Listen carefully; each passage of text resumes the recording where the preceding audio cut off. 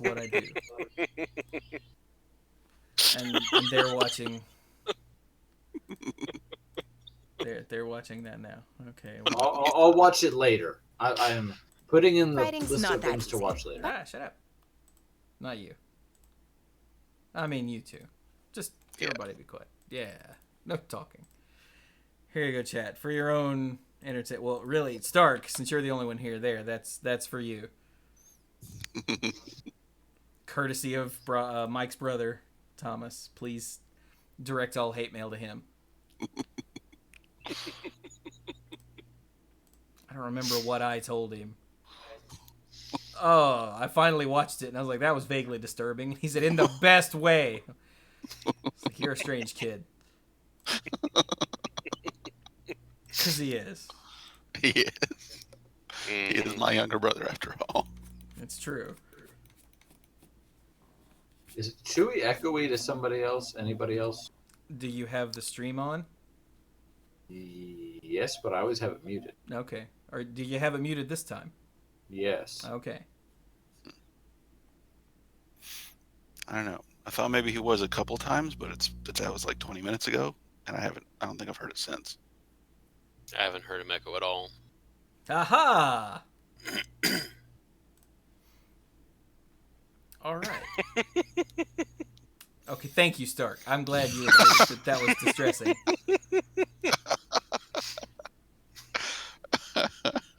Freaking... So someone took the intro to Family Matters and CG'd Mike Tyson's face onto every character's face. And it's well, horrifying. the Steve Urkel character, his actually was probably the best, probably the most realistic looking one. It's like, oh yeah, that one actually doesn't look all that bad. Some of them, no. The first time I watched it, I just started busting out laughing when Rachel came up. Oh my god. All right. That should be enough fill time to make sure the recording is started. Dear God, let us begin.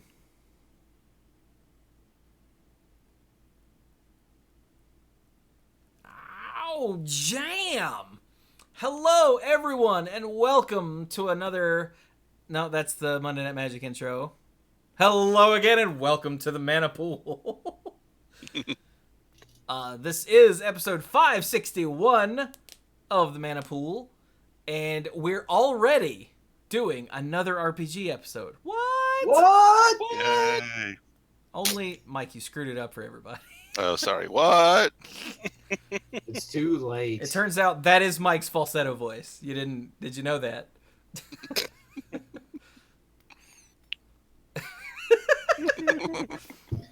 So yeah, I know it's only been 2 episodes. Like, episode before last was an RPG episode, but it was a cliffhanger I couldn't stand. And Neverending Preview season, it turns out, started again today. Like, just a little while ago, there were some Commander previews, but we're actually not going to talk about those, because we want to do an RPG episode, damn it. Yes. So we will do all the Commander stuff next week. Promise. If you're good, I might even... not do an RPG episode for probably 6 months. And probably not that long. If you're good, I might even try to get a guest host for next week. Maybe. Ooh. I know, right? Maybe. So, I am Chewy, or the Angel. I have a sword. I am Brian. I'm the lead Rambler, Tangent Master / Game Master person here to rain down destruction on these poor, unfortunate souls. And when I said that, there was thunder outside, so how appropriate. Oh, God. I'm Mike. I'm Kareem, the soldier, and I also have a sword. I also have a shield. I also have some daggers. You don't have a sword. You have a scimitar. Okay, fine. And I'm Dirk / Alaric, and I have a bow, and I have my Fists o' Fury. Yeah. And Dirk, you're a monk, right? I'm a monk. Okay, and I'm an angel. So that's my name and my title. Walks like an angel. Talks like an angel. It's true. I might even be an earth angel. Will you be my... Okay, sorry. I'm sorry. So, and that thunder just reached me, so that was disturbing as well. So, when last we left our adventurers, we were just about to face the trial of Icolnir. Icolnir. I forgot how to say it. Yes. Not Donathier, like I mispronounced the name, but Icolnir. You're correct. And why are you facing said trial? To prove that we're worthy of whatever it is. To prove that we're worthy and are able to do what needs to be done once we get the key. All right. And we are taking our weapons. Yes. You're taking your weapons. You were getting ready to lay them down, and Icolnir was like, "Ha ha! What is Icolnir anyway?" A Noggle. A Noggle. Well, appears to be a Noggle. Yeah. We were warned that she is not what she seems. Yeah, we were warned not to trust her appearance. Is that what I wrote down? Not to trust her appearance. I think that's right. I didn't But actually... do show her a good time. The proper respect. Oh that's my right. god. That's right. Mm, So, okay. And do you recall? I don't expect you to remember everything or write everything down. Do you recall what all threads she was rocking? Robes. Robes. I don't know. Fire symbol. Was that Okay. important? Okay. I don't expect you to remember every little detail of my world building like it matters. No, He you'll says find out as what. he is disappointed that we didn't remember the specifics. Why would you write if you're gonna write every word I say down, you're gonna like cramp up your hand in no time. So no, all right. So you have gone through the door at the back of the chamber, and darkness spreads before you. Icolnir has snapped her fingers, and you see a light dimly ahead of you, but you can tell that this is a deep, dark cavern, and you can't see more than about, we'll say, 5, maybe 10 feet in front of you. It's wide enough that 2 of you can walk side by side, but not all 3. Mm-hmm. So let me ask you, what's your formation? 2 in front and 1 in the back, or vice versa? Huh. I've got a... Real thought quick, about that. by the way, listeners, if the power goes out, I apologize. But That would be we'll have to anticlimactic. burn that bridge when we come to it. I'm just warning you, it could possibly be a problem. Hmm. I'm seeing some flashes of thunder, or no, that you don't see that flashes of lightning. But Yeah, if you're seeing the thunder, then you might be then Superman. that's really close. I It's on see top the of you. thunder. Quoting Spike from Buffy the Vampire Slayer. I once fed on a flower child and spent the next 3 hours watching my hand move. At Woodstock. I should Right. hope so. So, Uh, who's in front? let's You can see. do. I mean, I guess I should be in front however we decide to do this. Yeah, I'm guessing that like the guy with the long range weapon should be in the back, and the 2 of us with short range weapons should be in the front. Yeah. I was thinking the same thing. Do you, Yeah. do you want to be single file, or do you want the Angel and Kareem to be shoulder to shoulder? Given the way previous combats have worked, we'd probably just walk side by side. Yeah. All right, side by side, and Alaric, or Alaric, sorry, I mispronounce that all the time, behind you, kind of in the middle, Yeah. and so you can like shoot between. I will tell you, the ceiling is fairly low at this point. It's probably about a 7-foot ceiling, high from floor to ceiling. Nobody's bumping their head, but you don't really have a whole lot Angel's of... not going to fly. Angel's not... Well, you can try to see how well that works. But you can see the ceiling ahead of you and behind you and on top of you. All right. There's only one direction to go at this point. I'm assuming that you progress through this area. I will Mhm. walk into the wall and say, "Whoops."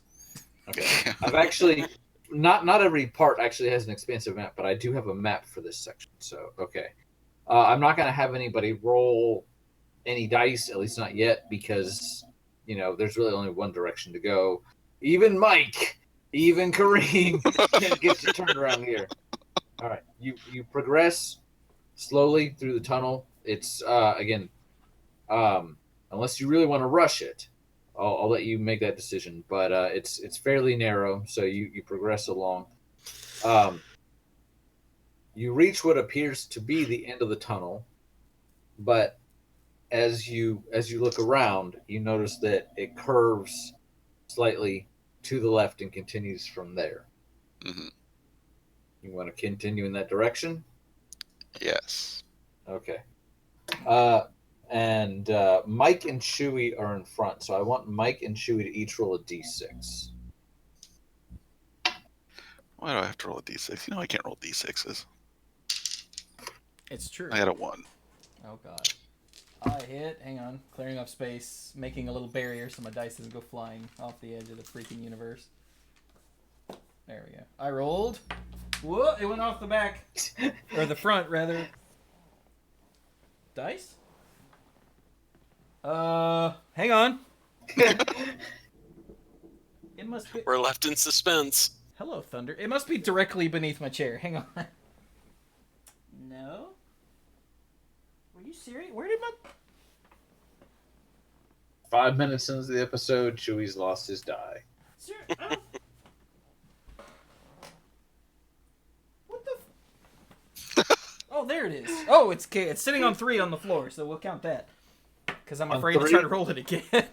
Okay, so that's a combined total of 4 for both of you. Okay. Sure. If All you right. want to math that way. Yeah, sometimes I do, sometimes I don't.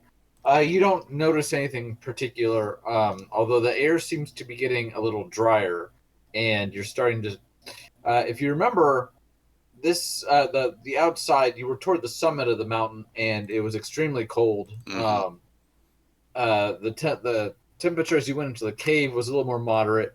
Temperature's starting to pick up a little bit, not to the point that anyone's uncomfortable, but you really wouldn't call it cold anymore, and the air is certainly seeming to get more dry. Good to know. You continue, you've shifted to the left, you're continuing along, and before you're even about halfway as far as you went originally, you notice that once again, the path in front of you stops, but you can very clearly see a slightly larger entrance or continuation to what is now your right. Mm-hmm. Staying in the same formation, I assume? Yes. Yeah. All right. Same 2. Please roll d6s. 1 apiece. Uh-oh. I got a 3 this time. I got a 1 this time. All right. Both of you start to advance forward. However, Kareem notices, although the angel doesn't immediately, a giant spider hanging from the ceiling in front of you, toward what appears to be the end of the next section of the corridor. Hey, wait, stop. You see that? What? Jesus! You see that? I don't know. Jesus is a guy I knew once on this one plane. I don't know. Yeah. Alric, you see that up there? Jesus. I do. The spider regards you calmly, but you can tell that most of its eyes seem to be focused on you. It's definitely aware that you're here. It's toward the ceiling, which at this point is a little higher than it was before. We'll say it's about 8 feet. Okay. Which means it's still like literally right above our heads if we were to go underneath it. 8 feet is still very tight. It is. Well, and it's a giant spider. So mhm. Maybe try and shoot him down. Well, I don't know. I mean, I prefer not to mess with animals if they don't deserve it. So I'll just calmly, with my sword up, or scimitar rather, if the angel finds offense with me using the word sword, just kind of calmly walk past it, keep my eye on it, watch to see if it tries anything funny. So you want to walk past it. Yeah. Okay. Just walking underneath it, right? Yeah, you're gonna walk underneath it. Yeah, Mhm. I'm gonna have my sword ready for when it drops on your idiot head. Are you guys still walking I side to am side? not walking. Sounds like not anymore. Okay, so I've stopped so I could stab the stupid spider when it drops on this idiot's face. so Kareem is going first. So all right, Kareem. And I'll stand beside the angel. All right, so Kareem is now out in front. Uh, Kareem, um, roll a. Let's stick with D6. Roll a D6 for me, please. Oh god. All right. I see a 6. 1. A 6. All right. 6. As you pass under the spider, it starts swaying side to side, and then suddenly lunges down toward you. But it has misjudged the distance between itself and the wall, and actually bounces off of the wall due to some of it swinging, and impales itself on your scimitar. Oh, well. It still tries to make a grab for you with its pincers, Ah! and fails miserably. Stupid spiders. I jump forward and stab it in the hind part, just in case. Just to be safe. It's already dying, so you know what? Sure, it's good job. It's now extra dead. So For Yay. the record, It's not the my sword. angel doesn't hate spiders, but she doesn't appreciate people things attacking her teammates. breaking the fourth wall a little bit when Mike rolls a 6 out of 6, and the GM rolls a 1. Dead spiders. So all right, back into the walls. So you managed to pull your scimitar out. The spider is definitely dead, and then the angel's additional stabbing and Yeah. slicing has certainly not helped its health at all. It now lays on the ground before you, and it seems to start to slowly melt into the ground. It's not like the alien. It's not melting the floor away beneath you, but it Huh. seems to be slowly disappearing. That's weird. Hey, Alaric, do me a favor. Huh? Don't collect any bits from that. I'm not. Yeah. I've learned my lesson. I'm not collecting any bits from anything anymore. Does it look like Unless it's something like coins that somehow a wolf ingested, I'm not collecting it or animals. Maybe a jeweled ring. Yeah, a jeweled So, ring that was if on it's- that bug.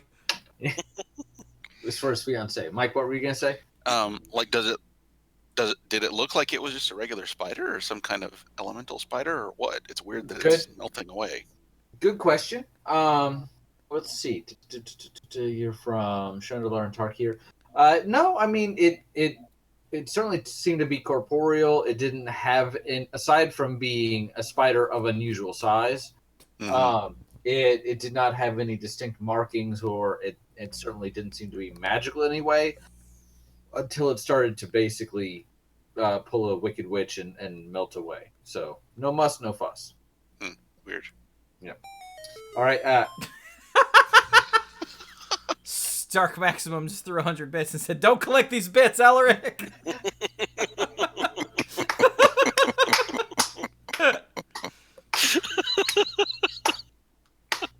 Well done. Thank you, Stark. So Alaric is now behind. Kareem is now in front. You have passed under the spider. Spider's now dead. You see that once again the cave wall has closed in front of you. Passage now is over to your right. So I hope you're able to keep track of this so far.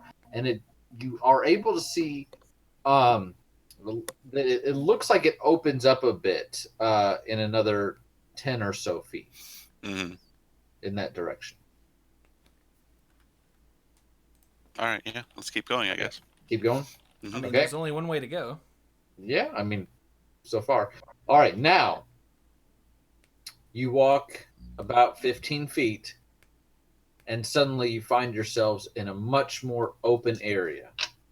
The ceiling is much higher. You've basically exited a tunnel into a larger cavern. area, and you notice that the area continues both in front of you, and there is a section that continues off to your left. The wall continues to your right. So if you can picture it, you're kind of coming out and you're essentially hugging the wall on the right. Mm-hmm. But again, there's a passage to your left and the open cavern. And that does seem to want the ceiling at that point sinks down a bit again. So it looks more like another opening. But the open passage, the open cavern continues ahead of you. So, which way you want to go? So I have a Okay, wait. question. Has there just been kind of this vague ambient light following us around, or what?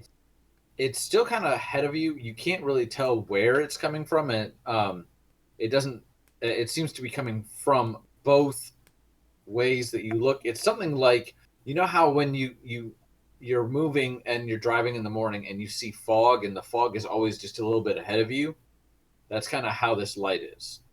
Okay. So, but it does not illuminate. It doesn't. It's not like a little wisp traveling along with you, but you don't. The area is still dark enough that you have a hard time telling some of the dimensions. Mm-hmm. Also, it's hotter now. Yeah. So, Okay, let me get this straight. So we've gone forward and then right and then right. It was I- forward, left, right, right. There was a Mike left? is correct. Yes, Oh. the first one was a left. Then you made a right. You ran into a giant spider, made another right, and now you are where you are. Alright. Passage on the left. Why did I buy notepads to have in here? Oh, there they are. Hup. Okay, so we came in here, and we went left, right, right. Okay, gotcha. And this passageway continues in front of us, or there's another left. Or to the left, yes. Yes. Okay, But again, so the one on left. the left is like another passage where it's more of an opening in the wall. It's a decent sized passage, but then the wall then continues past it to the left. Yeah, it's a little tunnel in the wall of the chamber that we've come into. Correct.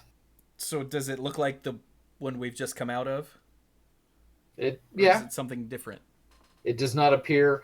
Does not appear to be any different. Okay. You But, don't. but if we go straight from where we are now, there's a wide open area. Yeah. Yes, you're in the wide open area Mhm. now. Okay, You don't so, notice. There's no carvings on the walls. It appears to be just rough stone. Okay, so There's not an exit sign. the passage to the left puts us back on the same direction that we Yeah, were going going deeper when into we the mountain. entered. Mm-hmm. Or we could check out this big open area. Yeah. Let's go ahead and look around the chamber first. Yeah. Yeah. Okay, so you want to continue straight, is that correct? Correct. Yes. Okay. You continue another few feet forward, and the wall to you once again see the wall to your left is still there because you passed the opening. The wall to your right falls away, and you can't see how far this new opening is to your right. It's not like another small passage. It's more that there's just not a wall there anymore, as far as you can tell. Is there a floor? Yes, there's a floor. Okay, so it's just more of the chamber. It's more you got it. There's more of the chamber, but due to limited visibility, you can't tell how far in that direction it goes. Mm-hmm. Well, that goes back towards the side of the mountain. There can't be too much over there. Go ahead and look anyway. Go ahead and look. So you now want to head over to your right. Mm-hmm. Yeah. All right. Are the other two staying with you? Are they staying put? Are they heading in different directions? I'm gonna go. If we're going to this wide open area, I'm gonna go sort of explore on my own. I'll go straight ahead if Mike's gonna go right. Okay. So I have a bad feeling about this. so Kareem is gonna head. I've got your figure. I've got little figures I'm using here. Kareem is gonna head to the right. Alaric is going to head straight, and the angel is going to... Stand in the middle and look back and forth between the two and go, Yeah. what are you two doing? We've already broken the first rule of D&D Club. So. Don't ever split the party. Mm-hmm. Well, you're within 10 feet of each other, although you start to lose visibility of each other as soon as you start to walk away. Yeah, but we're within shouting "Help! Save me!" distance. Okay, so Mike, you head along to the right, and you notice that, and I'm hoping that this is making sense. I'm trying to describe it visually. So you had traveled along the wall. You had the wall to your right. It's now fallen away. Correct? You notice that you once again see it on your right as you're heading down.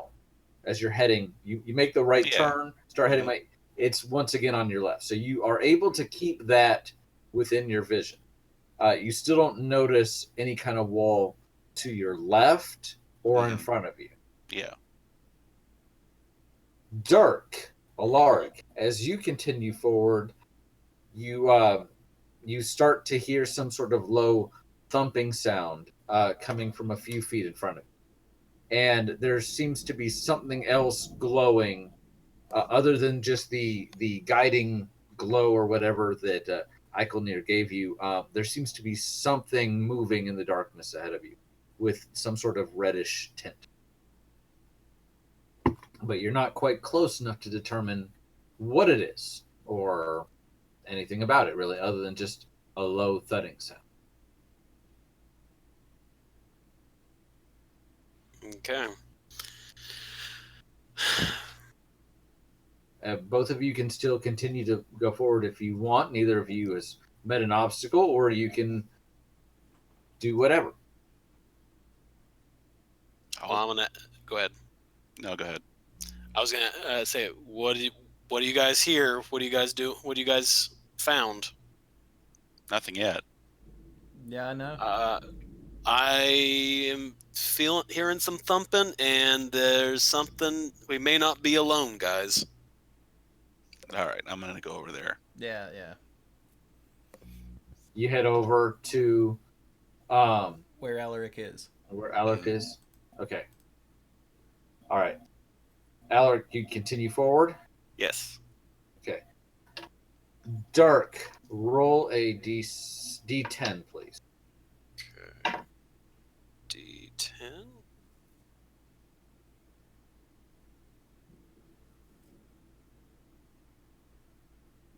I got 6. You got a 6. Okay. All right. As you go forward, all of a sudden, you notice that even there had been a small section of wall to your left. As you recall, you had passed the new opening in the passage to your left. You've been walking alongside the wall. All of a sudden, that falls away, and you don't see any walls in any direction. You stumble a bit, but you manage to catch yourself on some loose stone at the ground, and you look up, and you see some sort of creature in front of you. It clears to be an automaton of some kind. It's glowing red. It looks almost to be on fire, except the fire doesn't seem to be consuming this creature, but it seems to be moving in an automatic way. It seems to be the source of some of the pounding that you heard earlier. It has its back to you, and all you can think is that this appears to be some sort of automaton. The thumping appears to be it is raising and lowering its feet at a very steady rhythm. It does not appear to be advancing or moving away from you. Okay. It's just marching in place, so to speak. Or I got stuck on a wall. It's not clipping. You know, this is a character. I had a thought after we were done with the last session that, like, we're going to get out of here and we're going to go back and actually check out, the shop that Brian told us about last time. And they're going to be, like, selling ice swords, and we're going to be like, damn it. I just have that feeling. Breaking character, because I'm not going to, of course, give anything away. if Final Fantasy has taught you anything, the stuff you find in shops is never as good as the stuff you actually find in the dungeon. That's also true. But I can't say whether that's the case here or not. Mm. So again, it's kind of stomping up and down, but you notice that as you get closer, the sound seems to be magnified, and it does not. You hear that same sort of sound, but only some of it seems to be coming from this creature. It's either an echo or something else is making a very similar, if not identical, sound from not very far away at all. I'm gonna see if I can go a little distance away to see where that sound is coming from. Okay, well, so Dirk is out in front. So, Dirk is. What do you want to do? Go with Kareem. Okay, so both of you want to. You're trying to go around this thing and see if you can't tell what's going on. Or see, you said we heard some more sounds nearby. Yeah. See if it's the same thing. Okay. This thing is, as I said, the cavern has opened up at this point. Do you want to head to the right, to the left? Do both of you want to go in the same direction? What do you want to do? So we can't tell where the sound is coming from? It's still coming from in front of you. You said we heard other sound, though. It's, as far as you can tell, it's the same sound coming from something else. Yeah, that's what I'm asking. So we can't tell which direction it's coming from? Somewhere in front of you. Got it. I will go somewhere in front of me then. Okay, are you going to the right or left of this thing? I'm going to go around the left side of the thing. Okay. Dark, same direction? Or, are you sticking close to your buddy? I'm going to stick close to my buddy. Stick close to your buddy and the angel. Yeah, I didn't want us to separate in the first place, so I'm going with him. So all right. And sitting muttering, I got a bad feeling about this. Yeah, right. All right. So as you go around the creature to the left, you notice that once again, how do I describe it? As you go around it, you notice that there appears to be another wall coming up on your left. So there's now in the middle of the passage, the giant chamber. It looks like it leads off toward your left.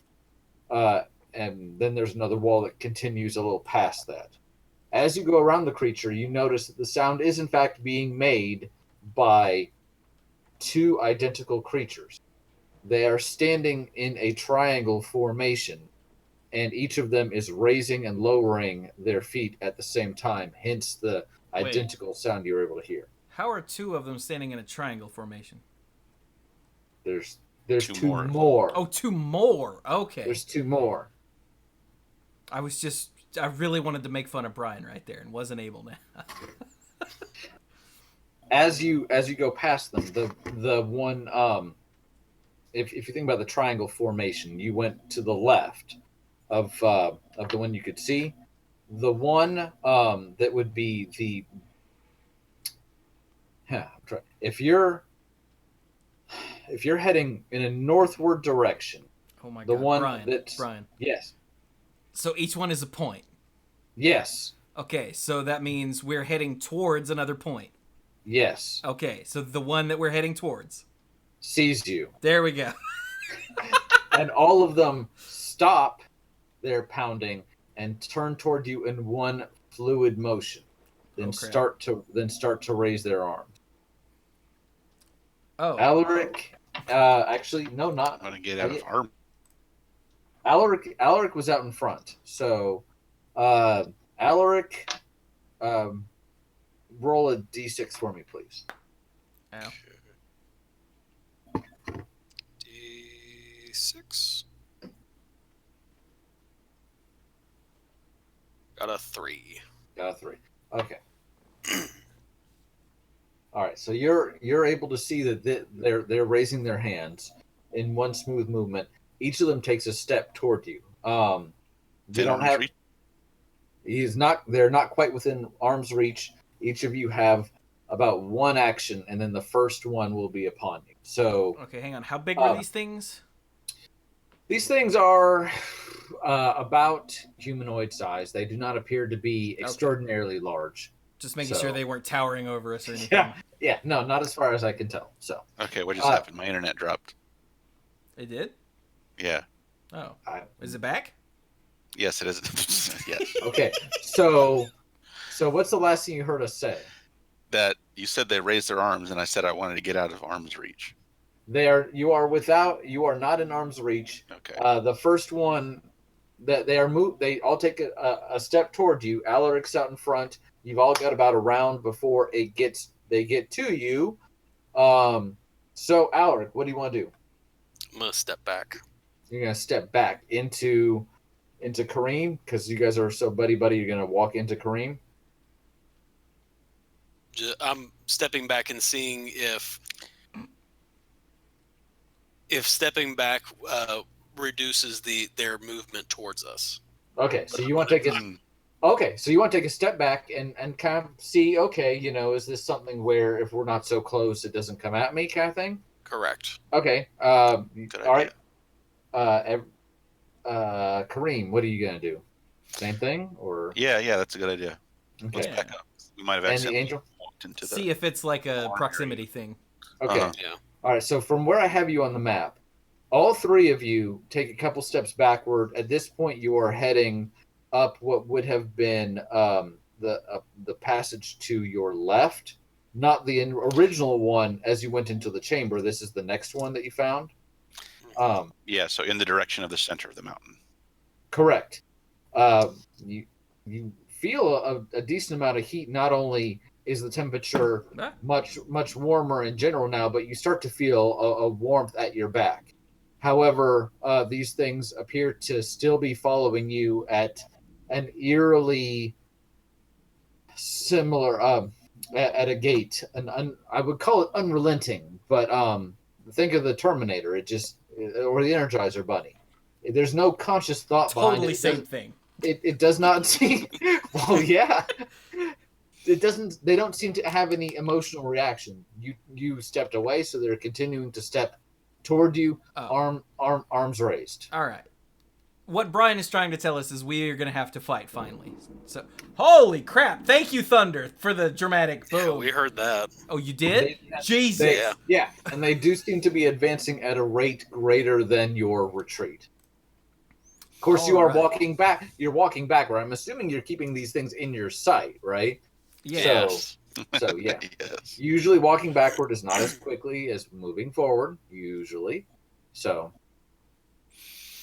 Okay. All right. So, still got about the same formation. Although I think now, from the way that this is happening, I'm going to say the angel is more toward the back, and the other two are kind of in front. So, what do you want to do now? If we're looking at the triangle, I'm going to guess we're about the midpoint between the one we walked past and the one in front of us, and they're all just converging on us now, right? They're all converging. That's correct. They're more forming an essentially straight line. Okay. Yeah. I'm going to take out my sword and attempt to attack the one that's... Wait, am I more towards the front or the back? I forgot. I'm in the back. You're more toward the back, although this area is still fairly open. True. So you don't have to push the two into the walls to get past them. Right. So I'm going to take out my sword. Okay. And face the one on the what would be the far right now, I guess. The one that we passed earlier. The one we passed. You're right. Yeah, the one that had its back to you. Okay. Mm-hmm. Yeah, I got it. Take out your sword and go ahead and do a little stabby to that thing. Or just kind of get. Oh wait, yeah, them. we're doing full. We're in combat now. Yeah. Okay. Yes. You so are in that case, combat. yeah, I'm gonna whip out the claymore and I'm going to take a swipe at the one on the right. Okay. Since all of this is happening fairly simultaneously, I'm going to ask if anybody else knows what they're going to do while the angel is doing that. Might as well try to focus on the same one. I'm gonna attack, get my scimitar, my shield ready.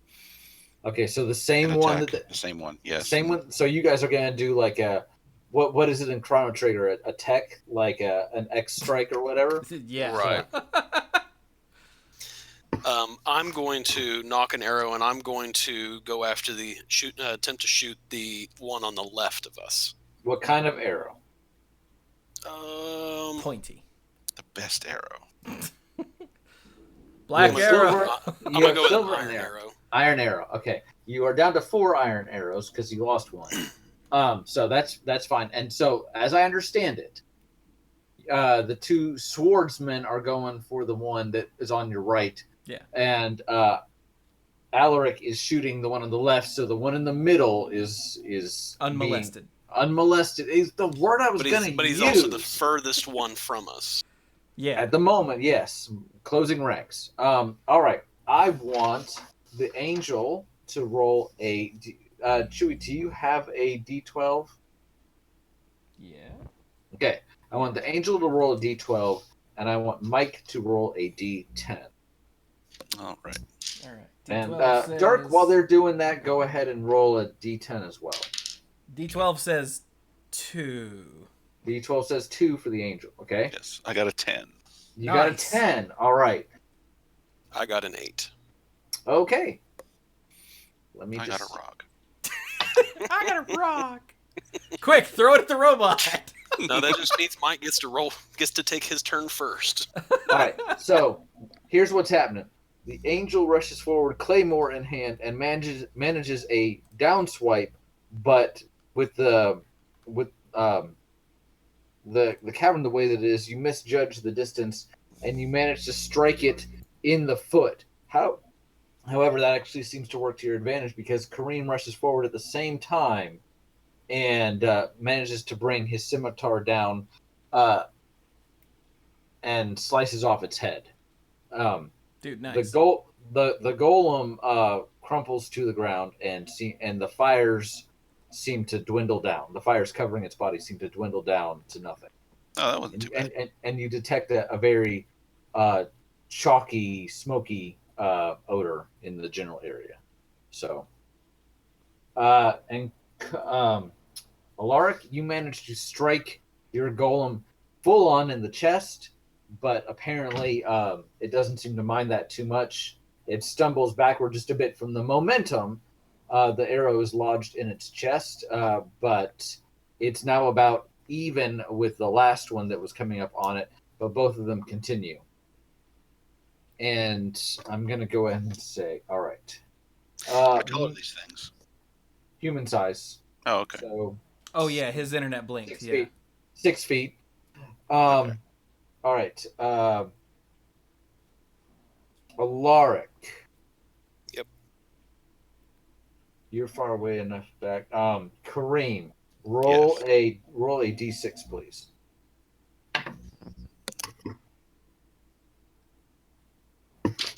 D6 says 2. So the 2 golems are advancing on you. The one closer to you turns toward you, and before you can dodge out of the way, smashes you with a jab to the face. You Ow. stumble back, and you take about 2 points of damage. So that pretty much wipes out your toughness. You're a bit dazed. The other one appears to be heading more toward Alaric because he's shot from a distance. He's got a little bit of time before it gets to him. So the situation now is you've got a golem essentially between Alaric. I'm sorry, between Kareem and the angel. Just punched Kareem, maybe to the angel's left or so, and the other one is advancing toward Alaric. So, hey, Angel, as this one passes you, do you want to do anything? Try and do anything to it? Wait, passes me? It punched Mike. Mike stumbles back a bit. It's focused on Mike at the moment. So it's coming up on your left. Oh, well, So- then I'm going to whirl around with my sword and take a swipe at it, chest height. Do a whole swirly sword. Well, and oh, then, no, I'm not doing anything fancy. I'm just turning and swiping with my sword.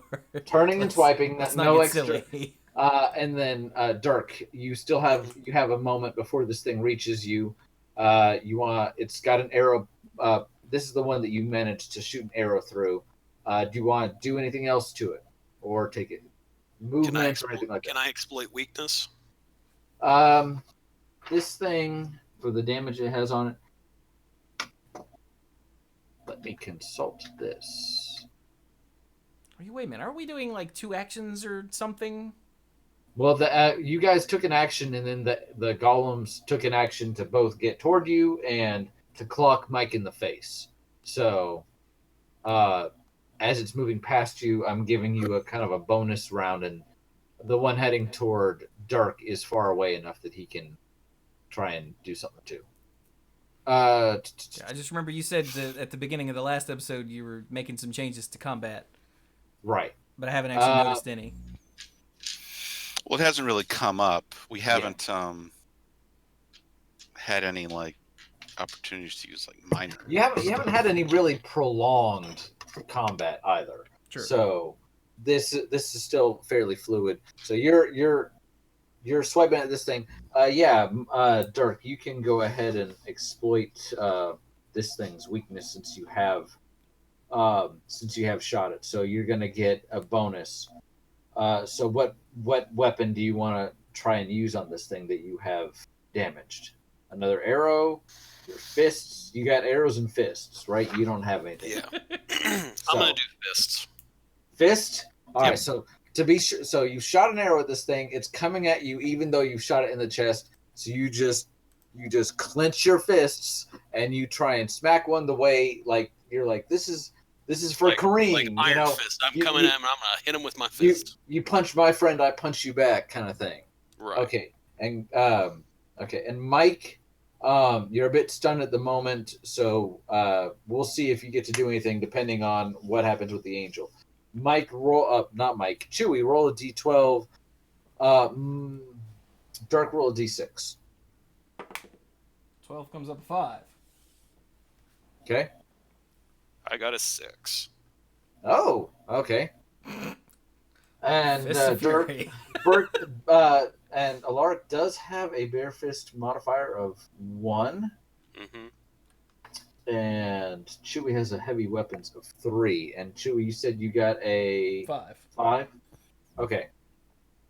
All right. So the one heading toward Alaric, you turn. You don't do anything too fancy. You swing your sword.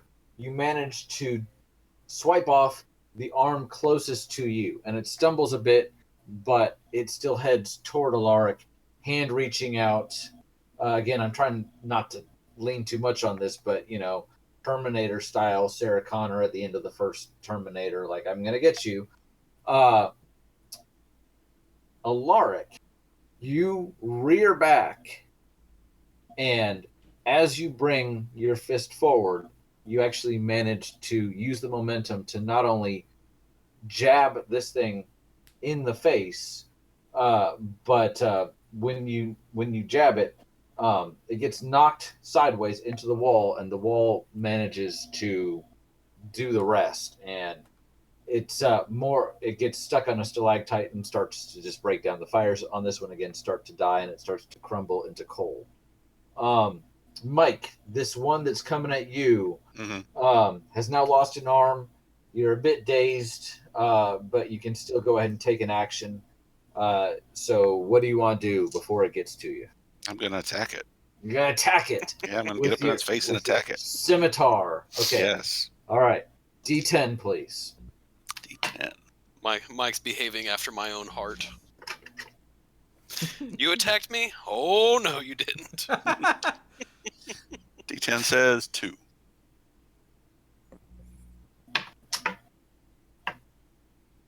You manage to swipe at the arm coming at you. Unfortunately, while you do manage to sink your blade into it, your blade gets stuck. So you try to pull it out, and you do manage to dislodge a little more of it, but you are unable to remove your blade completely.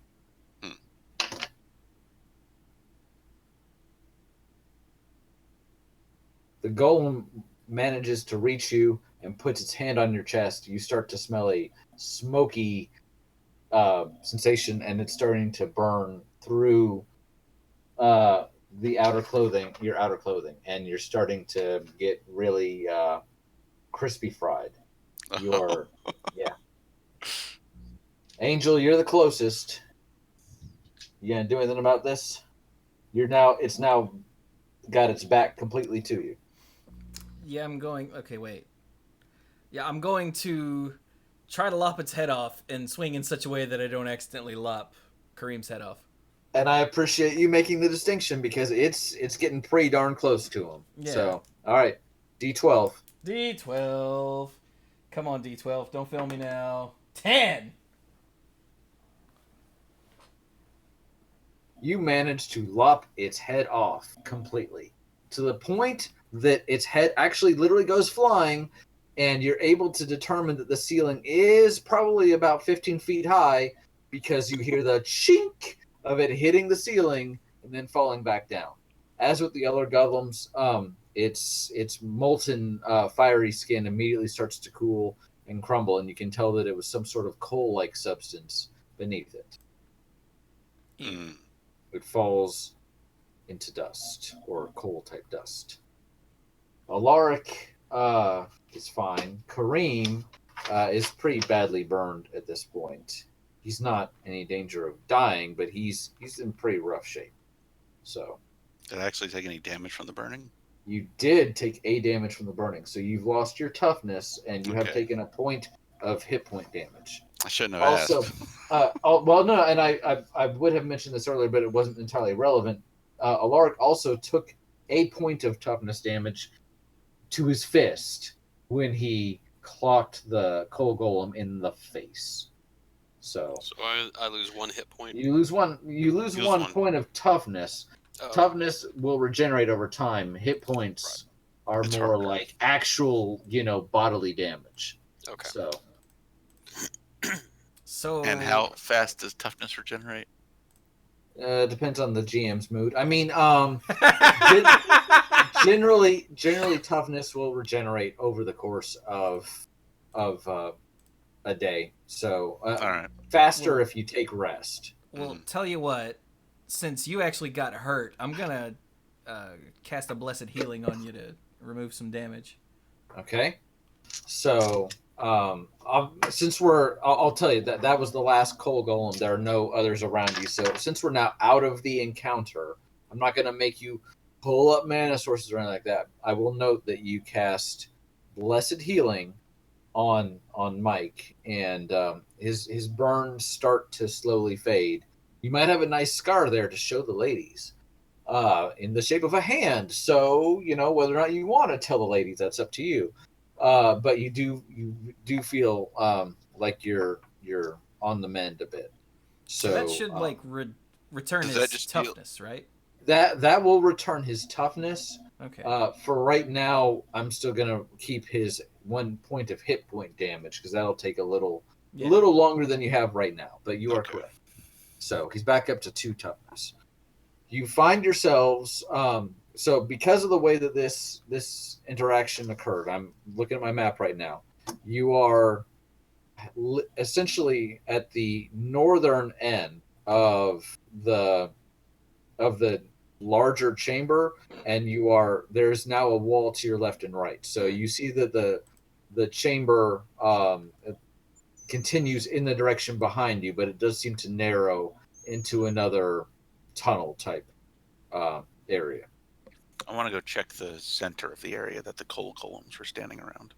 Okay. Yeah, because surely they were guarding something. To investigate what they were up to. Yeah. You want to investigate. All right, so you head back into the center of the chamber. Let's see. Let's go ahead and do this. Who wants to get there first? Probably not Kareem. Well, now I don't know. Now that you say it that way, I'll go mean, first. It I seems was like going. we're. I was going first. I mean, I'm the undamaged one, so it makes sense that I would have led the way. Okay.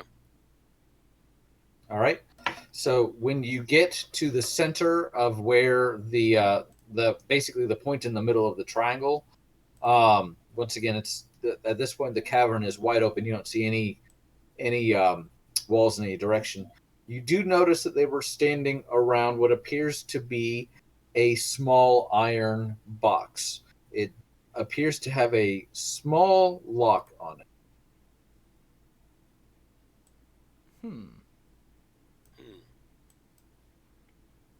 We don't have any keys, do we? No. Let's grab it. Just take the box with us? Yeah. Take the box with us. Oh, wait a Right. minute. What? Does break open only work on morph creatures? No. You want to use break open? Yeah, because I know break open. He has break open for 1 in a red. You've already used 2 in a white just a minute ago. And while I am keeping some idea of how much mana you've used today. Wait a minute, how much mana do I have? Looks like 4, 5, 6. It looks like I have 8. Looks like you have 8. So Okay, maybe we'll just take it with us, and I'll try to break it open later. okay. 'Cause I don't know how often mana regenerates.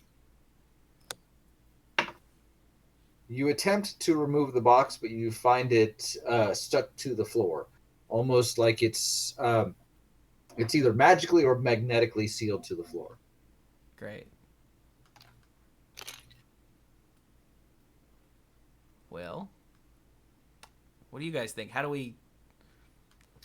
Like, we're in an obvious dungeon, we're on a trial, and there's a box that we just fought off some things to get. This seems pretty obvious that we want this or what's in it.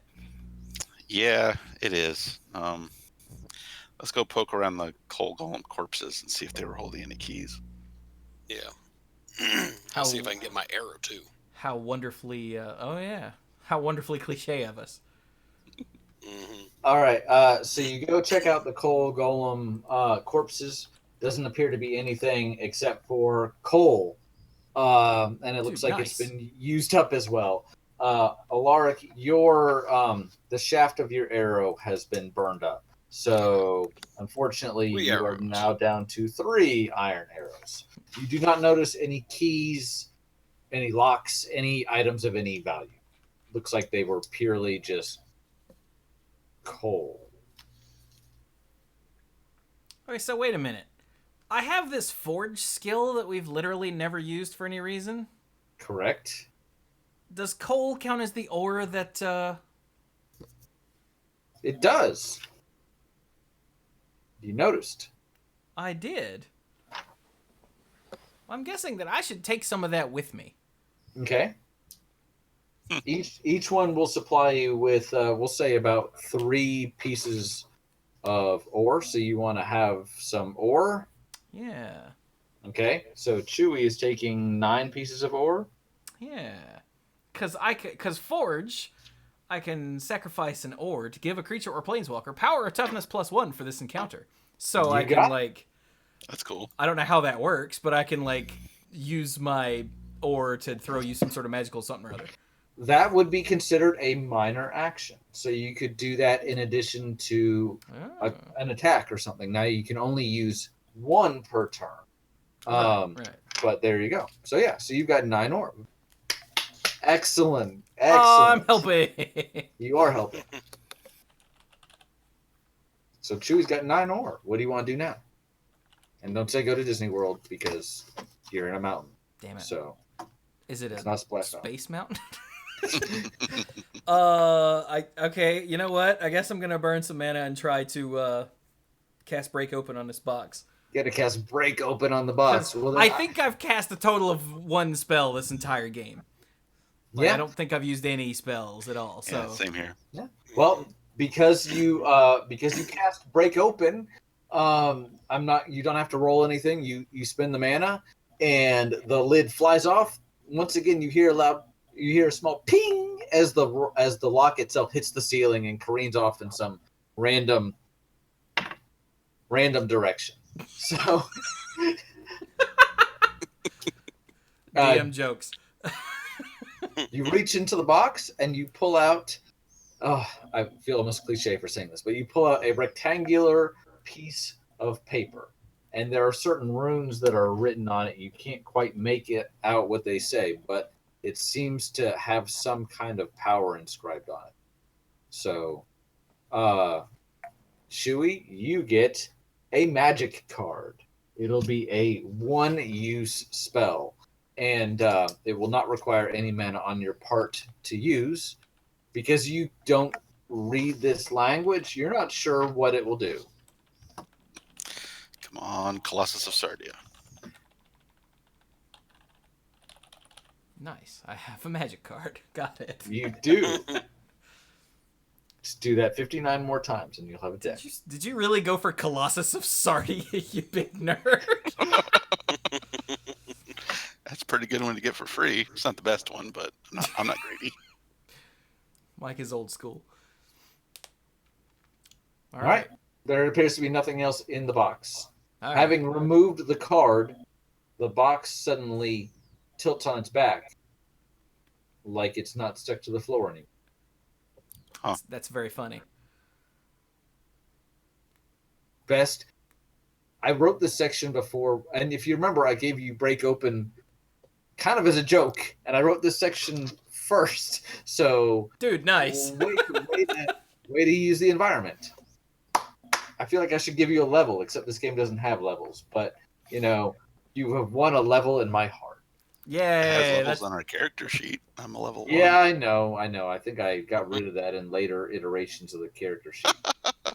Because it's just been a while since we've had any sort of upgrades of any flavor.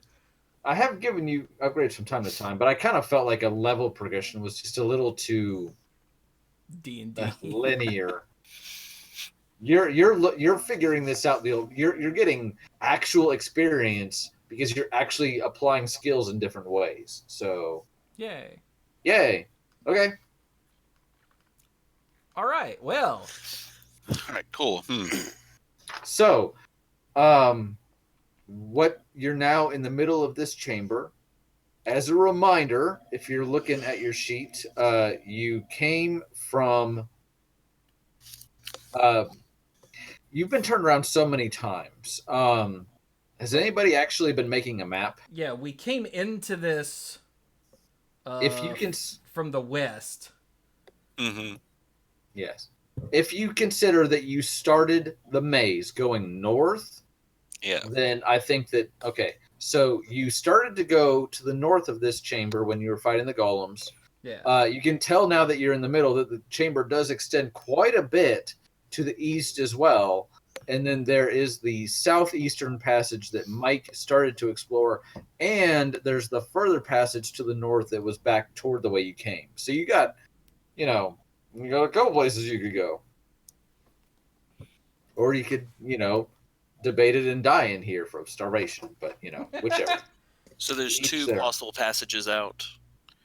Yeah, and there's two additional passages besides the one we came in through. Right, and they both point north or towards the center of the mountain. And then there's an area to our south, more towards the outside of the mountain, where there's more of this big open chamber, but we haven't.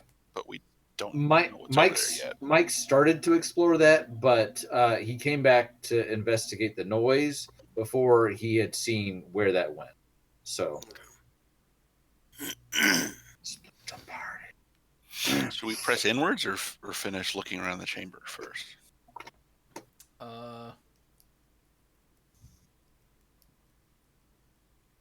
I don't know what this trial consists of, so I don't know if it's a good idea to explore everything or to just try to get there as quick. I got nothing. Oh, one more thing I should mention. I'm sorry, and I should have mentioned this a while ago, but Kareem, you do manage to get your scimitar back from the wreckage of the coal golem, but it does look pretty banged up. Just FYI, I should have mentioned. So, Boros scimitar is now a crappy Boros scimitar. Pretty much, yeah. Okay, so what do you want to do? I vote explore. Yeah. All right. What direction? Same direction, different directions. What directions might those be? Okay, I still think splitting up is a bad idea. Yeah. You don't currently hear any sounds. And the temperature's gone down, correct? Temperature, actually, it's not as warm as it was toward the north, that passage that you were going down, but it's still, in this section of the cavern, it's gotten progressively warmer as you've, progressed. So you would be comfortable in a t-shirt in this area. That's hot. Yeah. To see if we can find the other side of this area. I'll let you guys with better spatial awareness go, because I think Let's look I've around the lost cavern. track of where we are and what's going on, like, as far as Brian's description. That's on me, not on Brian. Unless Brian's bad at it, in which case it's on him too. But Well, luckily, I actually have a map for this, and if I was just trying to go off of this without a map, this would be bad. So, what direction you guys want to go on? Exploring more of the southern part of the cavern. Okay. okay. So you head due south from here, and before long, you find a wall in front of you. Cavern still continues to your left or right. Kareem, you can tell that immediately to your right looks to be the cavern, the passage that you were starting to explore before you were called back. Okay, so nothing over there. Well, it still seems to continue in that direction. Wait, you okay, notice- so when you say passage, you actually mean passage, not just more of the chamber. Correct. Hey, Mike, please put your dice down. Sorry. It still has the high ceiling, but it may be considered a continuation of the chamber, but it definitely has gone off in the. How do I describe it? Yeah, let's go. over There are walls to either side I'm of it. going there. You want to head that way, Okay. okay? Yeah, You let's guys go. following him? Yeah, hell yeah. Yeah. No falling apart. All right. So you continue along that way, and before long you see the western wall. So then you continue along southward, and you can tell that the cavern starts the passage starts to get more narrow and a little tighter until the point where you're basically walking single file, and the ceiling is much further down. You also notice that the temperature seems to be dropping. Hmm. We're moving away from the center, so yeah, that makes sense. You reach the wall in front of you. The passage continues to what would be your left, Okay. the east. All right. Let's go that way. Continue along that way. I mean, Mhm. that's the only way to go, right? Yep. Okay. You continue along that way, and it snakes around, and you continue to head both that way, and then as well as in a southern direction as well. And finally, heading directly east once again, you reach a dead end.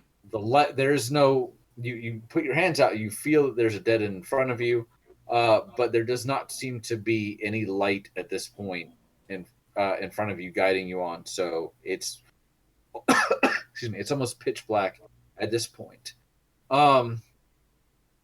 Mike's the one in the lead.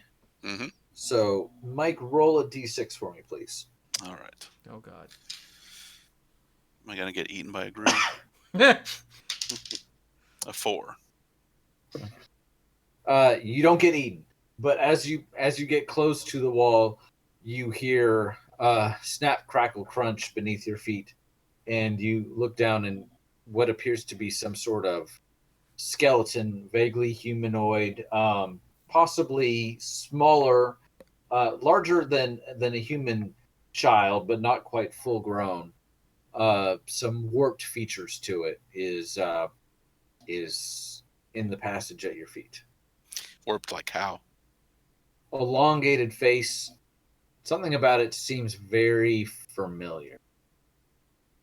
Is it a goblin skeleton? Is it a Noggle skeleton?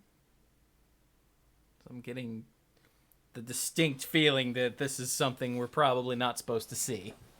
As the angel gets closer, she is able to tell that yes, having put two and two together, it does appear that it could be a Noggle skeleton. Huh. All right. Does it have any belongings left behind that we can rifle through? Good question.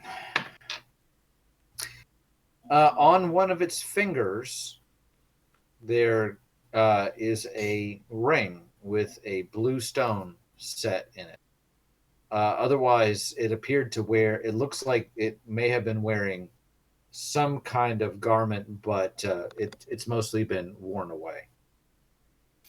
It's also actually quite cold at this point, and as you touch the wall to feel your way around, especially to the south, it feels like it's a very thin wall between this and the outside of the mountain because it's cold to the touch.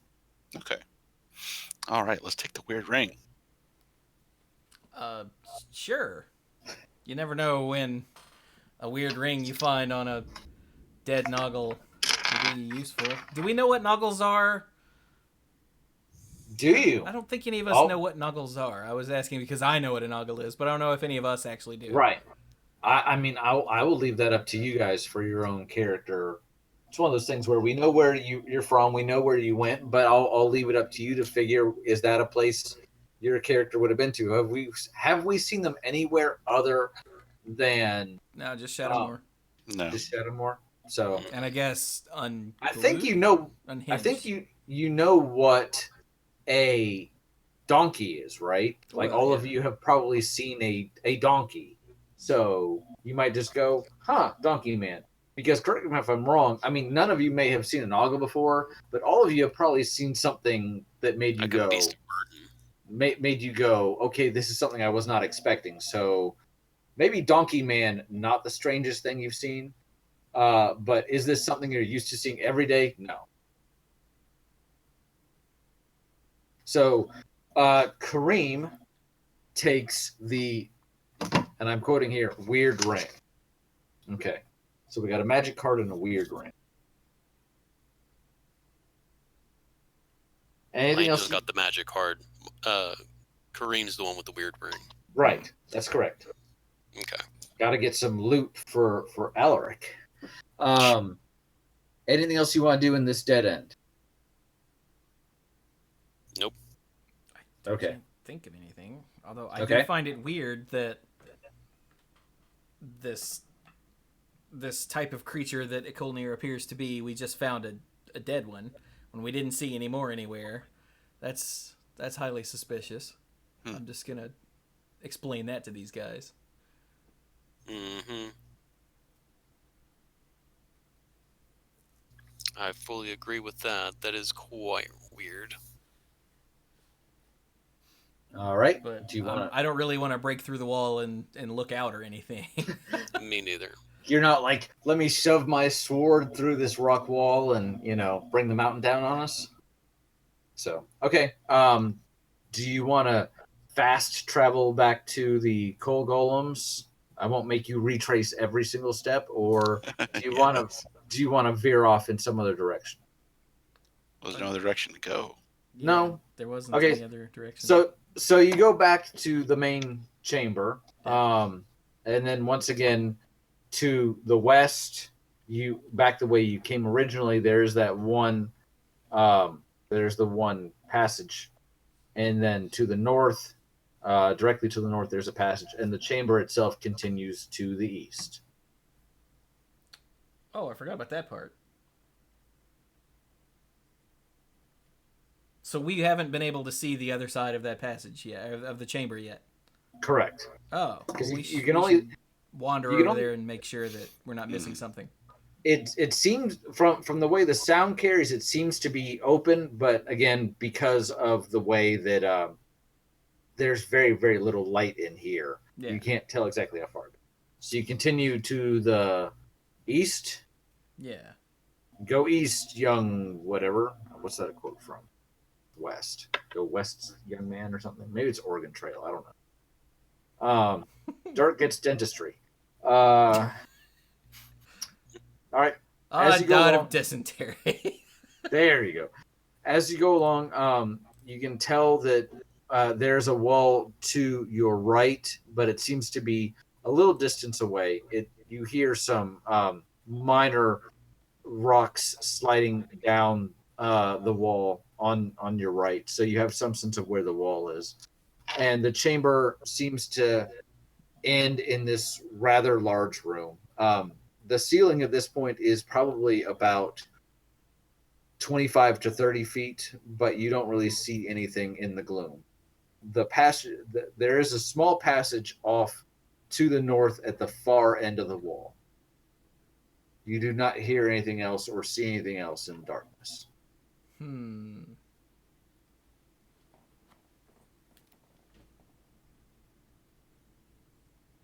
This goes this way. There's a passage to the north here. And this like went off that way. Okay. Okay, well now it looks like we have an actual decision to make. Do we go north here? Or do we go through this passage, or do we go all the way back over there and go through that passage that we were going up originally? At least as far as I can tell. If we don't know what's through any of them, then it doesn't really matter. We might as well go through this one since it's here. Since we're here, yeah. Okay. Okay, so you want to head north to this passage right here? Yeah. Yes. Okay. The passage seems to narrow somewhat. You can now fit 2 across, and you start to see a red glow in front of you. The temperature, which has increased since you've been back in the central chamber, is once again getting warm, and you start to feel a definite warmth in front of you. Who's in front? And who's on second? And who's on third? Third base. I guess it's still me and Kareem in the front. Yeah. You and Kareem in front. I'm going Okay. to put on the weird ring. You're Oh gonna God. you're Why gonna would you put do on that? the weird ring. Yes. All right. I want you to roll a d20. Oh gosh. If this turns you into a donkey, I'm never letting you live it down. As long as it's a tall donkey. 15. Whatever you say, Shorty. What? As you slip it on, you feel almost like a coolness settle over your skin. And you feel instantly refreshed. You don't feel any healthier, but the heat doesn't seem to bother you as much. Nice. The heat never bothered me anyway. No. You don't want this to be taken down. No copyright. It does not seem to improve your visibility or anything of that. Nor do you feel like you will suffer a premature death. Mwahaha. Stupid 50. So, okay, you're wearing the weird ring. As you continue northward, you suddenly find yourself in a slightly larger chamber. All 3 of you can stand side to side, and you find that you can actually see all the way around the room. Whoa. Because at the floor continues a little bit in front of you, and then it gives way into what appears to be a pool of magma. Ah. Wow. Is it liquid hot magma? Yes, but there's no sharks. I should hope With not. lasers on their heads. The heat is pretty hot because magma. Magma. But it does give off enough light that you're actually able to see around the room. You do notice that even though this room was open to the rest of the chamber, that even though you are now able to see around the room, until you walked within a certain vicinity of it, the room itself was still covered in darkness like everything else. Huh. Can we? Is it just that it ends in a big lake of magma or a pool of magma, or is there anything on the other wall? Is there anything else besides we walk into a room, it's big, and there's magma in front of us? That's a decent question. I would like for you to roll a d20. A D20. Like just him? Yeah, just him. Okay. Got a 13. 13. All right, you're able to look around the room. You don't see anything out of the ordinary. It appears that the walls are smooth in each of those directions. It does, in fact, appear to be just a big room. When I say big, I do mean about not big, probably like your living room, like 15 feet or so, 20 tops. It's not it's not nearly as big as the cavern, the general chamber where you met the golems. but it's a little the passage does open into it a couple feet on either side. As you're watching there, yes, But there's no way around this magma. correct. And The there's magma nothing on the other goes side to- of the magma. There's nothing on the other side of the magma. The magma does go to the walls. As you're watching, there appears to be some sort of disturbance in the center of the magma. It starts to move in a direction that the rest of the magma is not moving. Did you guys see that? Did you see that, guys? Yep. I think this is not a place we need to be. I'm very much agreeing with you on I that really one. don't think we're equipped to handle magma monsters. Am I still not feeling the heat? You're still not feeling the heat as much as the others, but it's enough that you don't feel as cool as you did a minute ago, but you don't feel hot, sweaty. You're basically back to room temperature, which, considering that you're facing a room with magma, the angel, again, because of the way that her body was created and composed, she's aware of the heat, and even at this point, much as she was aware of the cold at the highest elevations of the mountain, she actually feels this on her, but probably is not as warm as the others. Absolutely, the warmest person is Alaric, who's probably sweating buckets at this point.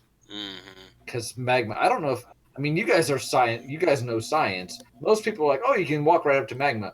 Correct me if I'm wrong. When you Not get a big room close, of it, no. when you get close to magma, you don't have to touch it. You will literally be set on fire, right? Like the air around it is hot enough.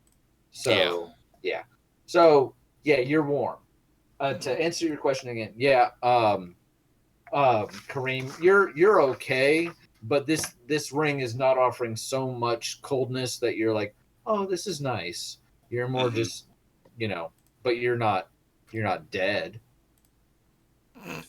I think we should leave the room. Yeah, so I'm gonna, Kareem, Yes. that is not making you immune to lava, alright? We gotta go.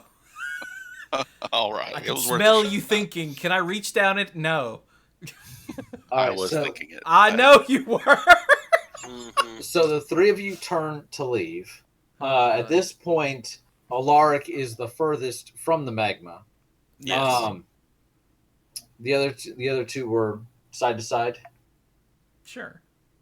All right, I want each of you, the ones that aren't dark, I want each of you to roll a Roll a D10. thud. Oh, okay. To roll a D10, I had to look at this thing. To roll a D10. 10. That's this one. Alright. I got a 5.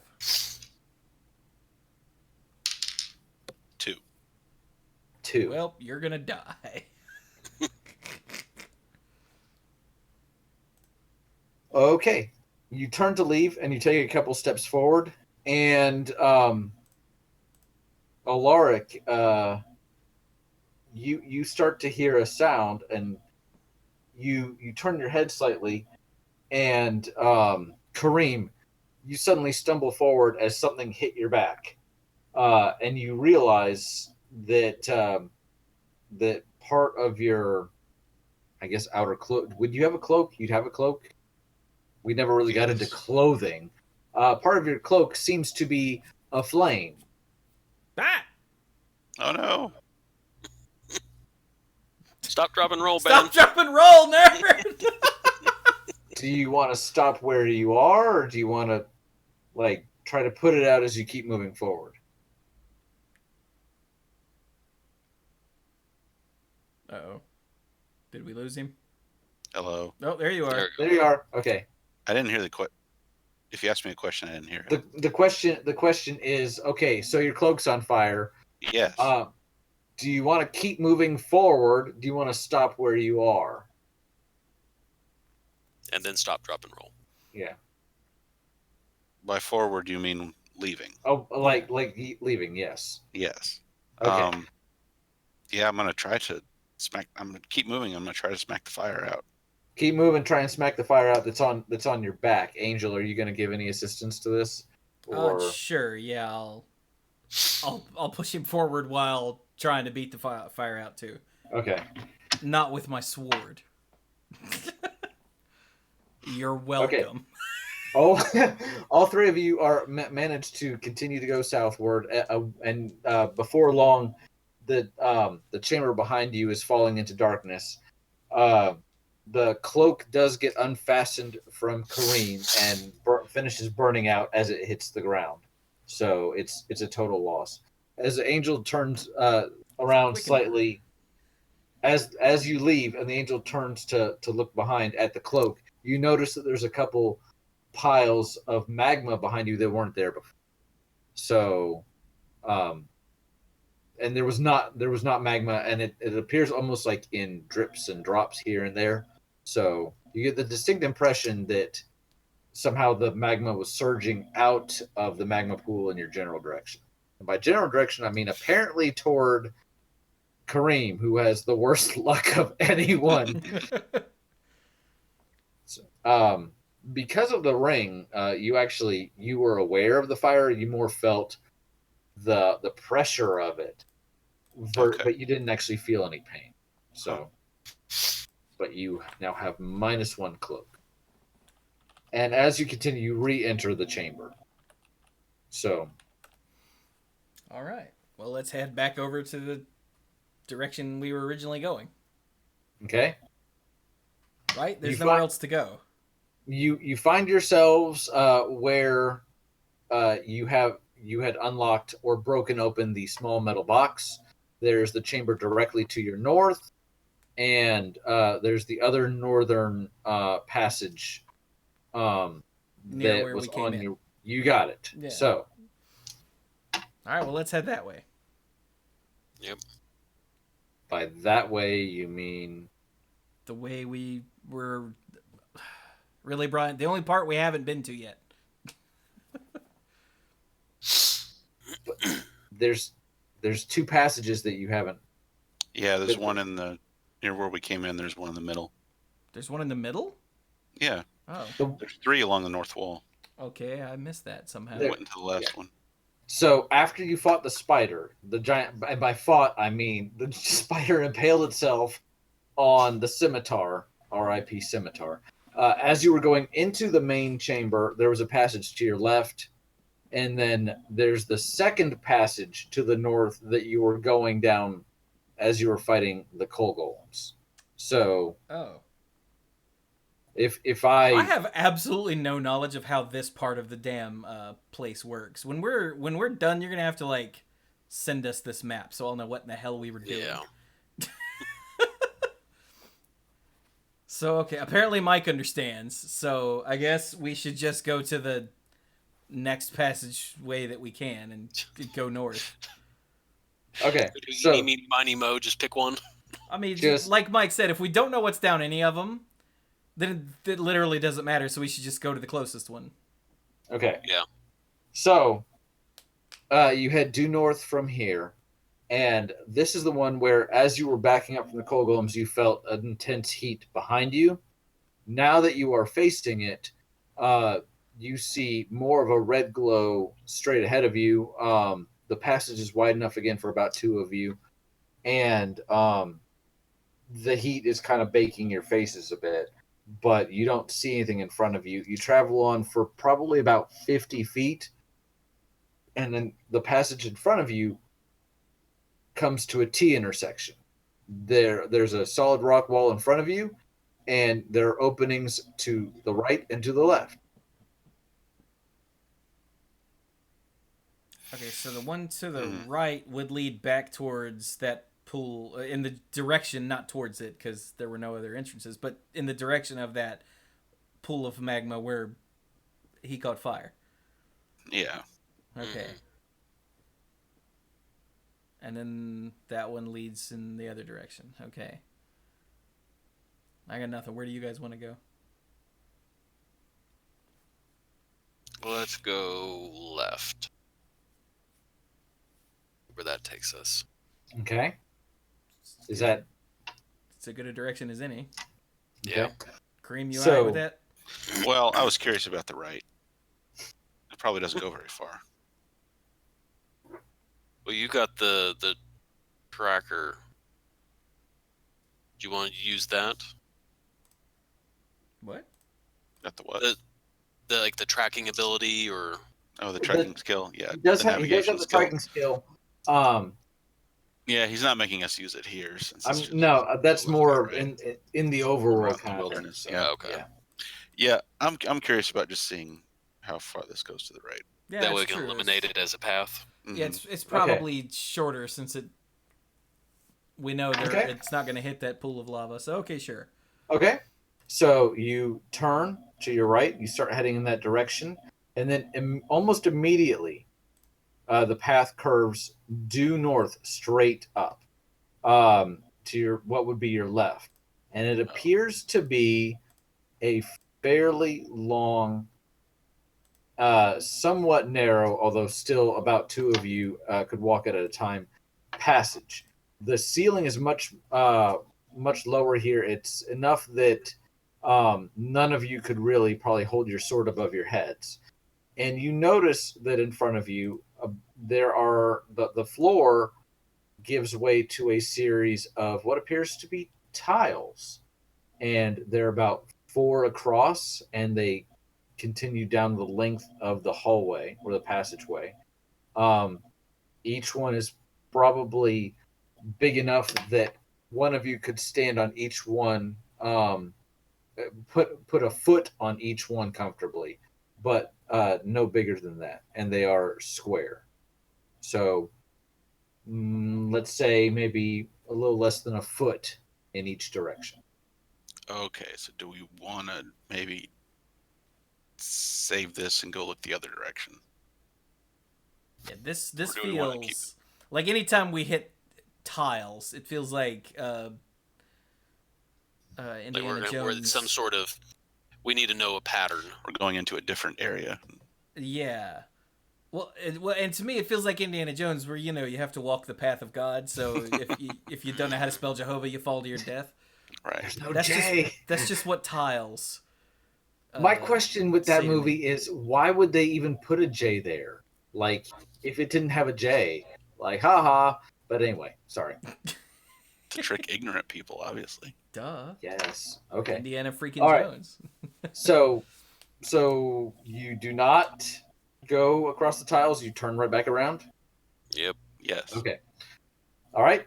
You go back. You find yourselves at the T intersection, and you continue to go straight in front of you. Yep. Mhm. Mhm. Not to sound like a broken record, but it's getting pretty hot, and even Kareem is starting to feel it through his weird ring. Continues along for another 40 feet or so. Wall comes up in front of you, and passage opens up to the right. So that would be north if you're following along. And does not seem to go very far before it once again continues to the left, to the west. All right. Continue along that way. Yes. Yeah. As you walk down, the walls become much closer at this point, so you have to go through single file, and then suddenly they open up again on either side, but you still find yourselves unable to continue more than single file because you see lava pouring down both sides of the wall from some point in the ceiling that you can't see down some sort of almost like a sluice gate on either side. What is this place? Hot. But you Place that don't lava's you. you don't see any other creatures or anything trying to attack you. Well, I should hope not. And nobody manages to lose their footing through here. So you continue through here, and the cavern once again the wall. You don't see any more lava for a while. You continue, and the cavern continues to the right. You find another wall in front of you. Continues to the right northward. Ceiling gets much higher at this point. Hmm. And you actually can't see how high the ceiling is at this point. I need to know order, because you've just come out of this area single file. This area is a little more broad, but you couldn't comfortably go two at a time. So I need to know who is going where? Well, Like, I'm in the front. yeah, I think he was in the, the front, front. and then me. Okay. and I'm in the then- back. Yeah. All right, Mike. Mm-hmm.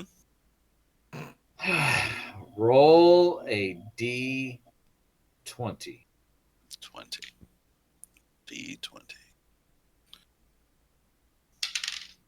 Fell off the board. You die. Fell off the board again. Let's try this other one. 8. 8. Chewy, roll a D20. 1d20 coming right up. Hey up. Oh God. I don't want to tell you. Okay. It's a 3. It's a 3. Okay. And then, all right. So as you go through the passageway, you find yourselves going over a series of what almost appear to be small hills, about the size of maybe a small molehill or something. Kareem manages to walk most of the way across the passage. As the angel is moving to step over one of these, a jet of fire erupts from beneath her and catches her. And you go ahead and immediately take 2 damage. So Damn. yeah, All right, I got 1 toughness left. yeah. You're luckily, because you're an angel, you know, you're not seriously banged up, but you just got shot in the nether-ish area. Not gonna make anything crude, but you got hit from the waist down with basically a fire geyser. I imagine the rest. So I imagine the rest of you try and hoof it over these mounds as quickly as possible. Dirk, roll a d20 for me. All right. 1, 2.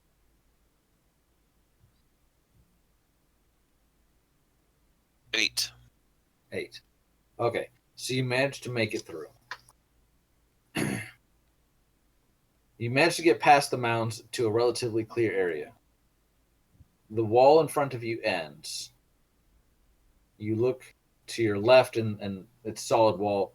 You look to your right, and there appears to be a solid iron door, a set of double doors, and in the center of the double doors is a icon resembling a flame with 2 sets of wings on one set of wings at the bottom of the flame and 1 set of wings toward the top of the flame.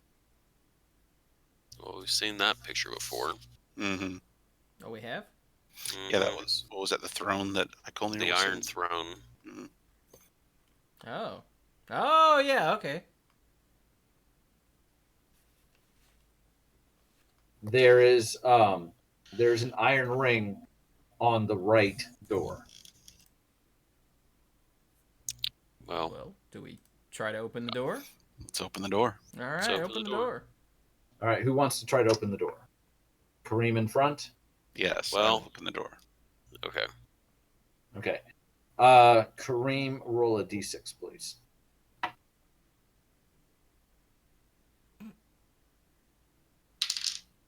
Five. Okay. You put your hands on the ring and immediately feel an intense amount of heat coming from the other side. Luckily, with the ring that you have, you manage to swing the door open. You pull it back toward you, and the 3 of you are able to walk through it before it automatically shuts behind you. For a moment, you stand in total darkness, and then all around you in a let's say a 20 by 20 room, a set of torches along each wall suddenly become ablaze. At the far end of the room is a very narrow door, also iron. Looks too small for a person to pass through, like someone of your size, but it's slightly smaller than the average human. And you feel intense heat coming from every direction, plus, lots of lit torches. As you stand there, the door opens. A Noggle walks through. Sorry, donkey-looking half-person, half-donkey thing walks through, and the door That's closes racist. behind them. You notice immediately that while there are certain characteristics that are very reminiscent of the last Noggle you saw, this one looks different. It has a scar along one side of its face, and its attire looks more akin to what you might expect a warrior to wear. There's some light armor over its body, appears to be leather or some other type of material, and it has a short sword at its waist. Well, I guess we should say hi, huh? Yeah. Here, I'll say hi. I'm the hot one. Hello there. The Noggle warrior. Go ahead. The Noggle grins at you and in the same booming voice says, "Well, I'm glad you were able to make it through. I was beginning to wonder if you were going to grace me with your presence at all. Congratulations on making it through my trial." Wait. Icolnir? Is that you, great lady? It tilts its head to the side and gives us a short laugh. "Yes, it's me. What? Not what you were expecting?" We thought the individual at the beginning of the trial was Icolnir. It straightens its head and laughs a little more. "It was."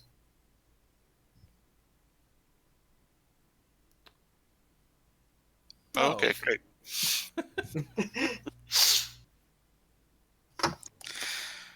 All right, so we're here. What comes next then? I'm so glad you asked. All of a sudden the heat in the room becomes, if anything, even more intense. You just have one last thing to do. She looks each of you in the eyes. If she says die, I'm not going to be happy. Mm-hmm. Oh no, if you die, that defeats the entire purpose. But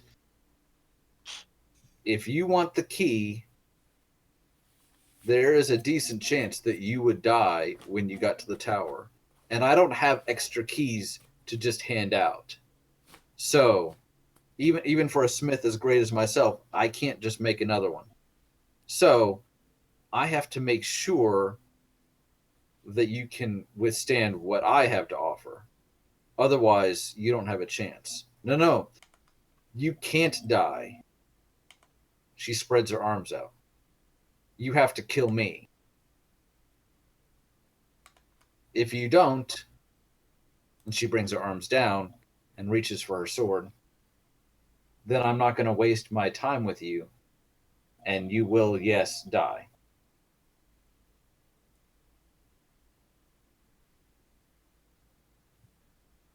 The three of you are facing her.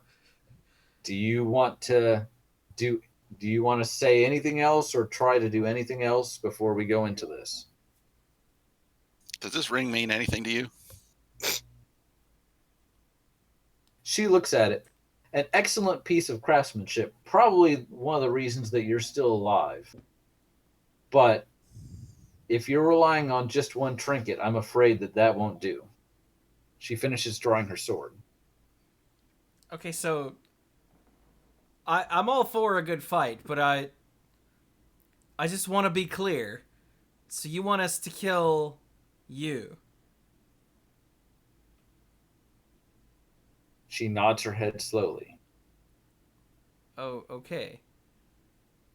But Is the one of you at the front door also going to die, or is that one going to be okay? She laughs. Maybe you understand, maybe you don't. Let me be clear. I want you to kill me in this body. And then she stops and thinks about it for a minute. If you were to try to kill me, the real me, you'd be dead before you started. She spreads her arms again. At least this way, in this body, you actually have a chance. Oh. Although, maybe not a good chance. She seems to look over each of you again. You look like you've had a bit of a hard time going through the trial. Hasn't been a picnic. I imagine it hasn't. But again, while I don't want you to feel like you're throwing your lives away, if you can't pass this, then I'm sending you to die at the tower anyway. Okay. Remind me again. If you call mana, does that have your power? What about? I had said that, Mhm. and that's just a easy way to disincentivize you from casting any mana. So no, it's that was the rule. It's not the rule now. It's just a minor action. You can do that on top of attacking, doing something else. And I appreciate you asking that question. I should have addressed it earlier. No, it will not have your power.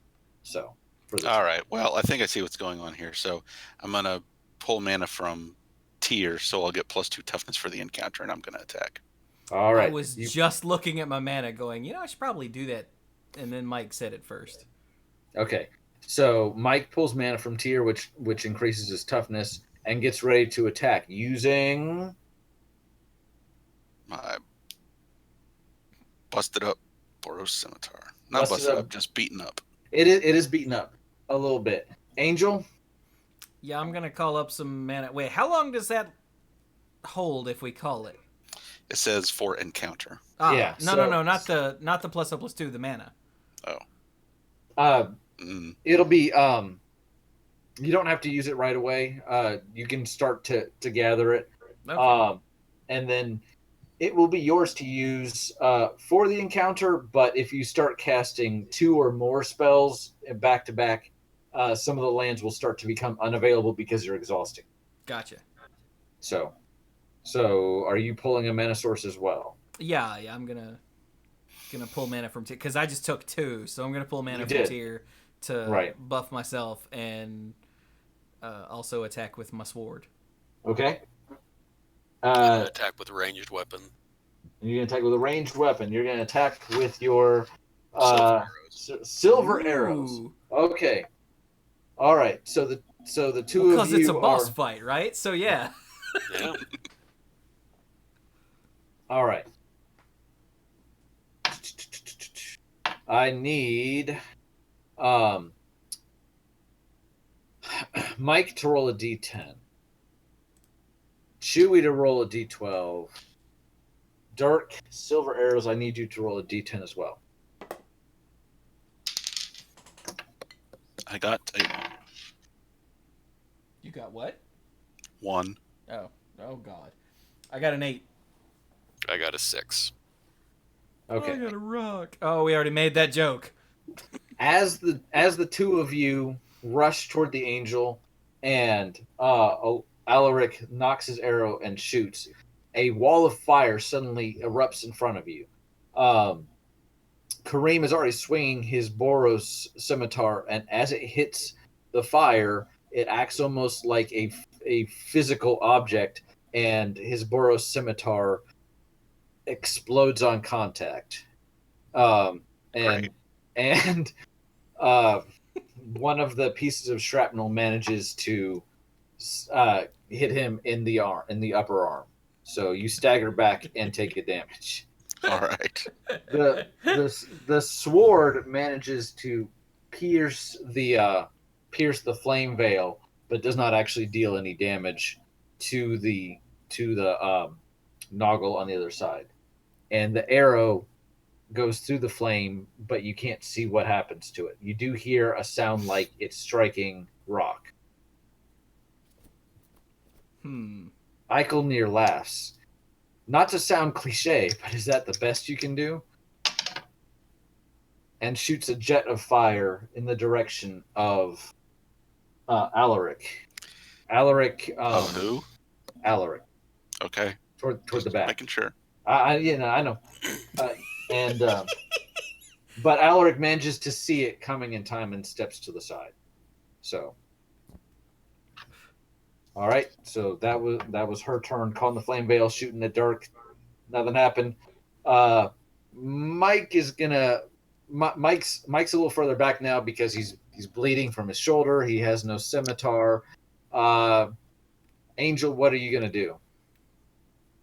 All right, so I'm going to grab a piece of ore real quick and use the forge to give Mike a point of toughness. Okay. Okay. All right. So that's my minor action, right? That's your minor action. So you're kind of doing that as you're getting ready to wind up or do whatever else you need to do. Yeah. So I can still attack, right? You can still attack. Okay. There is a wall of flame. Okay, that was going to be my question. Does the wall of flame dissipate, or is it still there? It's still there. You can't quite see Icolnir on the other side of it. You have an idea of where she was when you swung. So, but you want to swing again? Swing away? Is there a way around, or is it completely blocking me off? Like, can I jump around it and stab her or something? It does not go the entire distance of the room. It goes in sort of a crescent shape. You can't really see how far it goes because it curves. Do you want to try and go around it?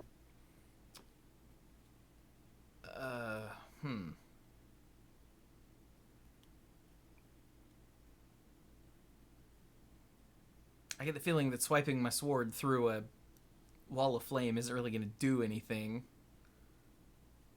So what? I'm still unclear on what all I can do. So I did one minor action. I can still. You did one minor action, so you can't call another mana source or anything like that. But you can cast. Well, and most of the spells you have are would also be considered minor actions because they're a spell. If you want to cast a spell, you could, but you don't really have enough mana. Right. So you could try and use one of your other skills if you want to try and charm the Noggle, or you could make another attack. Or if there's another physical action you think you want to do, describe it to me and I'll tell you if we think we can make it work or not. How high up does the wall of flame go? The wall of flame seems to go toward the ceiling. At this point, the ceiling is probably, it's not as high as it's been in some of the other sections. It's probably about 12 feet. So you, as the angel, could probably get off the ground, but you don't have like miles and miles to go. And the flame wall does go toward almost to the top of the ceiling. Yes. Okay. In that case, okay. I feel like attacking is pointless, so I will just stand my ground and wait for an opening. All right. So you use an ore to give a toughness. You're like, here. Wait, who? Yeah, he's the one that got hurt. Yeah. Yeah, he is. Use an ore, so I mark your ore down. You basically like, hold on a second, let me fashion you something with this, and you throw it at Kareem. Kareem catches it and manages to fortify himself behind it a bit. Kareem, you're kind of you and Dirk. Tell me what you guys want to do. Both of you are a little further back. Both of you were just the subject of an attack, although Alaric was okay. Go ahead and tell me what you think you want to do. I'm going to pull mana from a mountain and cast Burn on Icolnir. All right. And Dirk. I agree. I'm like, we're in a room. The wall of flame. Flash flood warning. Sorry, go ahead. Oh, I was like, oh god! It's like, well, it's not me. We're in a room. No! Alright, so the wall of flame does not go to all across the room, right? Correct. Well, it's curving in front of her. Yes. So there's not really a way to hit her directly. We don't know where she is. We know where she was a second ago.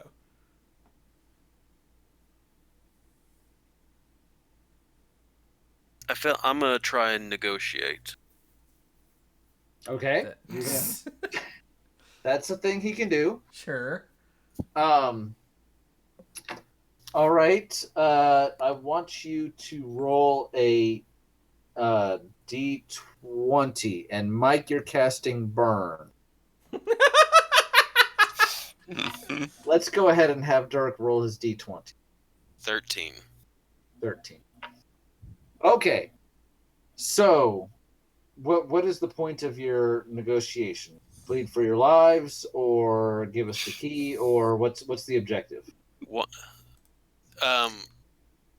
I'll give you 5 gold to take down that wall. Well,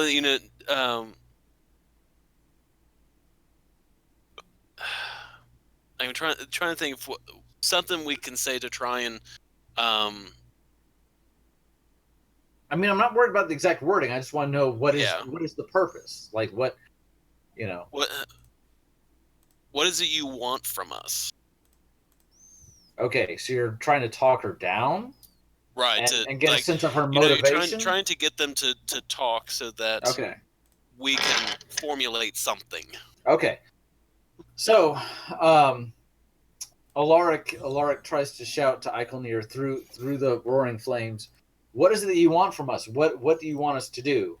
And the flame starts to die down ever so slightly, and she starts to say, I'm trying to see if you're worthy. I'm trying to see if you're going to be the ones to do what needs to be done for the sake of Donathir.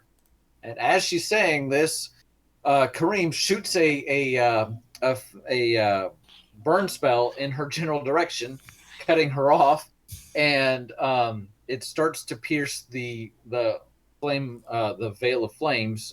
Gets a little. It seems to make a small crater in it before being swallowed up. Icolnir stops short and looks. You can't see Icolnir, but you can feel.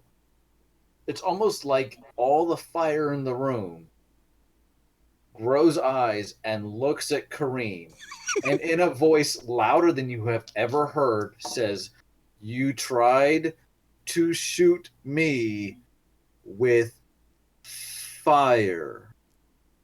You may be a traveler, you may be a planeswalker, but if you knew what I was,"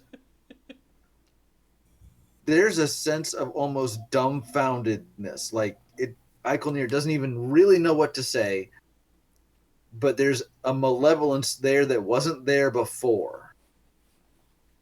So good job. Yeah, way to go, Kareem. All you've managed to do is piss her off. It was worth a shot. Like, I mean, I fully expected to see, a green 50 pop up over her head trying to do that, but it was worth a shot. All right. So, Kareem, roll a D20 for me. Oh, God. 18. Ooh. Okay. All right. Icolnir brings the voice down a bit. Almost, what would be considered whispering in a room full of crackling fire. And the fire veil starts to lower a bit. So do you want to see what real fire is?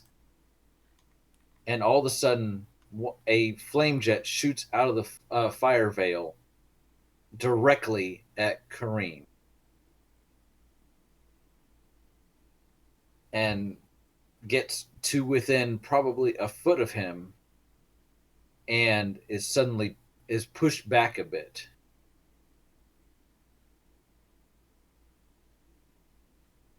The firewall dies completely. And you can see Icolnir staring slack-jawed at Kareem. She tilts her head a little bit and says, "Oh, that is a nice ring you have there." The fire starts to build around her feet again, but it's not quite. It's just at her feet. she seems to be a little caught off guard. Cool. Angel, you're the closest. While, hang on, I had a thing. While she is busy looking in that direction. Wait, can I see her yet? You said the flame veil sort of died down. The flame veil died down basically so that she could, so she can zot Mike. Yeah. Okay. Well, first the flame veil died down a bit and kind of lashed out at Mike, and then once he managed to avoid dying, it died off completely. Almost like it was dropped. Like, wait, what? So. Okay, so while she's looking at him and admiring his weird ring, I'm going to use another piece of ore to give myself +1 attacks. I'm going to fortify my sword or something. Okay. And swing at her hard. Swing at her hard. All right. Roll a d12. D12. I got a 3. Piss. While she is off guard, you do manage to bring the claymore up over your head and start to bring it down. She notices you at just the last second, and she catches the claymore in her hand above her head, and her hand glows red and then blue and then white hot, and starts to melt away your claymore. She's got it about 3/4 of the way down, 3/4 of the way up. Basically, there's 3/4 of it, and then her hand, and then the tip, and where she's holding it, it's starting to melt and disform. Wow. But you are holding her attention. I guess that means I can shoot an arrow. That means the two of you can take an action if you want. All right. I mean, you don't have to. You could just watch the sword melt, but you know. Casting a spell is a major action, correct? A minor action if it costs 3 or less. A major action if it costs 4 or more. Like, I don't know, summon beast. So. Well. Let me see. This one. I don't actually remember what spells you have. I have Concentrate. Concentrate, Mana Spring, and Summon Beast. Because one of the things I had thought to do was Concentrate, which gives me a random physical skill, and one physical skill is Produce Scimitar. But I would need 2 ores. You would need 2 ores. So and you would need to get lucky. Yes. Yeah, because there are a lot of physical skills. So there are a lot of physical skills. So I don't think we're to the point where we have to rely on RNG. Yeah. So wait, just out of curiosity, because we haven't done this before, if he summons a beast, it can't do anything this turn, right? It doesn't have haste. Kind of depends on how preoccupied the enemy is, what the setup is. The beast, I mean, the whole point of summoning sickness is, hey, wait, where am I? What? What's going on? What? Huh? So, the answer is probably not. But he can't summon a beast this turn anyway. Yeah. So what's it going to be? Ranged attack. All right. Do you want to pull a mana source while you're at it? I'm not trying to tell you how to game, but... Or just make a straight up ranged our first attack. real encounter, so yeah, some coaching is appreciated. Yeah, I'll go ahead and pull 4 forests. Or forest? That would be a major spell, right? A major attack. You can only do 1 land per turn. One land per turn. So one land per turn? Yeah. Okay. You're So building it's going to take a few turns. Yeah. So pull from a forest and you want to shoot her. Arrow or iron? Arrow or Silver. Iron? Silver. Mike. going to pull out a dagger and get in there and stab. All right. And I'm gonna pull a mana source. I'll pull a Okay. forest. You'll pull a forest. Mike, you're gonna take a dagger and stabby. Yes. Dirk, I want to ask where, because this is a short target, but you're not too far away. Where are you aiming on the Noggle? She's standing. You have a clear line of sight from where I have Chewie. You have a clear line of sight. She's currently holding up the sword, the melting sword, in her hand. Where are you aiming? I'm gonna aim for the hand that's holding the sword. You're gonna aim for the hand holding the sword. All right. And Mike, you're just going in stabby. Yes. So, all right, I need Mike to roll a d6. Dirk, you're aiming for a hand. I want you to roll a d20. I do not see this ending well, just for the record. Didn't you You learn said any? 6, right, Brian? Yes, I did. I got an 18. Oh my god! I got a 1.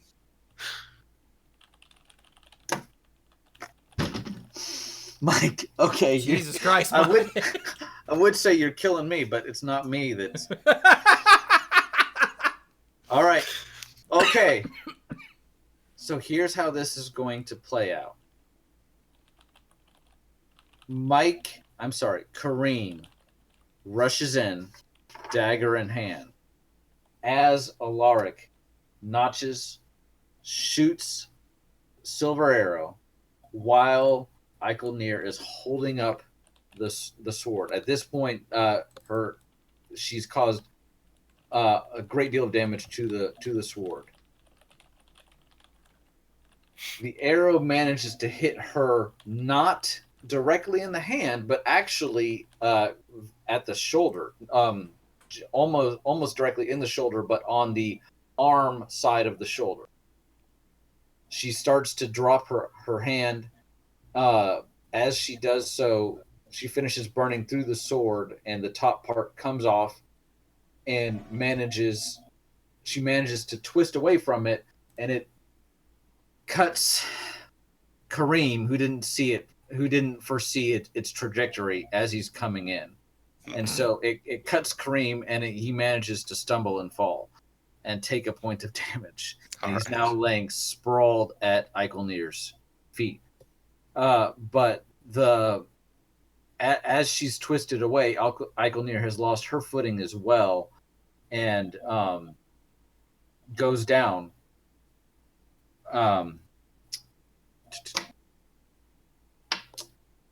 She starts to get back up on her feet, and she's now starting to. There's fire going all up her body, and she's starting to be wreathed in fire. It's not a complete veil like it was before. It's more like it's forming a coating around her body, and it's basically about halfway up her chest. She actually laughs and she says, much, much better. But can you finish what you started? Angel, you still got 3/4 of a sword. I've also got a white mana. You do have a white. So can I pull from another source and cast a spell and then hit her? Yes. All right, I'm gonna pull from whatever other source that I have left. Let's say it's I don't know. I've used what? 3? I've used 5 of my 8. Yeah. Mm-hmm. Okay, so another. Within a relatively short period of time. Yeah. So I've got the white mana from Tyr. Yeah. I'm gonna pull up like the emblem mana, whatever. Okay. Cast Aura Conversion on myself to give myself more power, and try to cut this donkey bitch's head off. All right. So obviously you're not stabbing because you don't have a point anymore, but you're gonna do your usual swipe. slice. Yeah. All right. So you cast Aura Conversion on yourself as you bring the sword around. So Aura Conversion, for those listening, until the end of this encounter, I transfer all of my Planeswalker's toughness to additional power. So now you're leaving yourself open, as far as toughness, but this is an all-in strike. Yeah, this is a 6 power strike. Because Okay. I haven't taken any damage yet, right? Oh no, I took one before. You took the flame geyser. You took 2 from the flame geyser. Oh. Yeah. Okay, so then but then I gave myself a point of power, so that's 3. Correct. And then So another one. This is a 4 power strike? Yeah. Oh. Yeah. And you pull mana from tier to give yourself 2 toughness, right? Oh, I did! You did. Okay, so this So is... this is 6. So I was right, this is 6. All right. You're right there. You are directly on top of her. The flame hasn't reached her head yet. Has not reached her head yet. And she's basically telling you, bring it on. Roll a D. Roll a D12. 12. That's a 10. There's a 12. Okay. Okay, dice. Chat, could you blow on the dice for me? Could I get some bonks in the chat, please? Anybody? Okay. Mike, blow on this dice for me. Thank you, Mike. Okay, here we go. Ha! It is 11! Yes!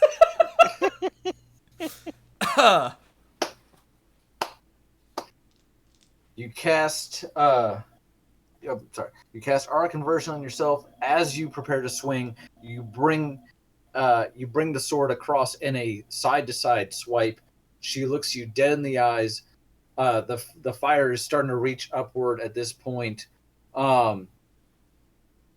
She takes her uninjured arm and starts to point toward you, and you slice her clean through the head, basically at mouth level.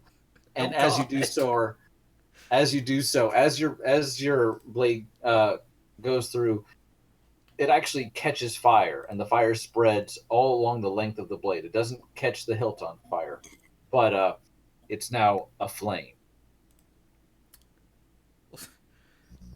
There's something you don't see every day. Her mouth actually forms even more of a smile, if possible, and then starts to open and makes what can be best described as a roar. And the fire that was going all over her body to shield her suddenly convulses inward, and her entire body, including the top of her head, which wasn't previously on fire, is immediately wreathed in flames and burns down to ash within seconds. You kind of stare at each other, dumbfounded. As all of a sudden you're bathed, not the opposite. As all of a sudden you are surrounded in complete darkness as every torch in the chamber goes out.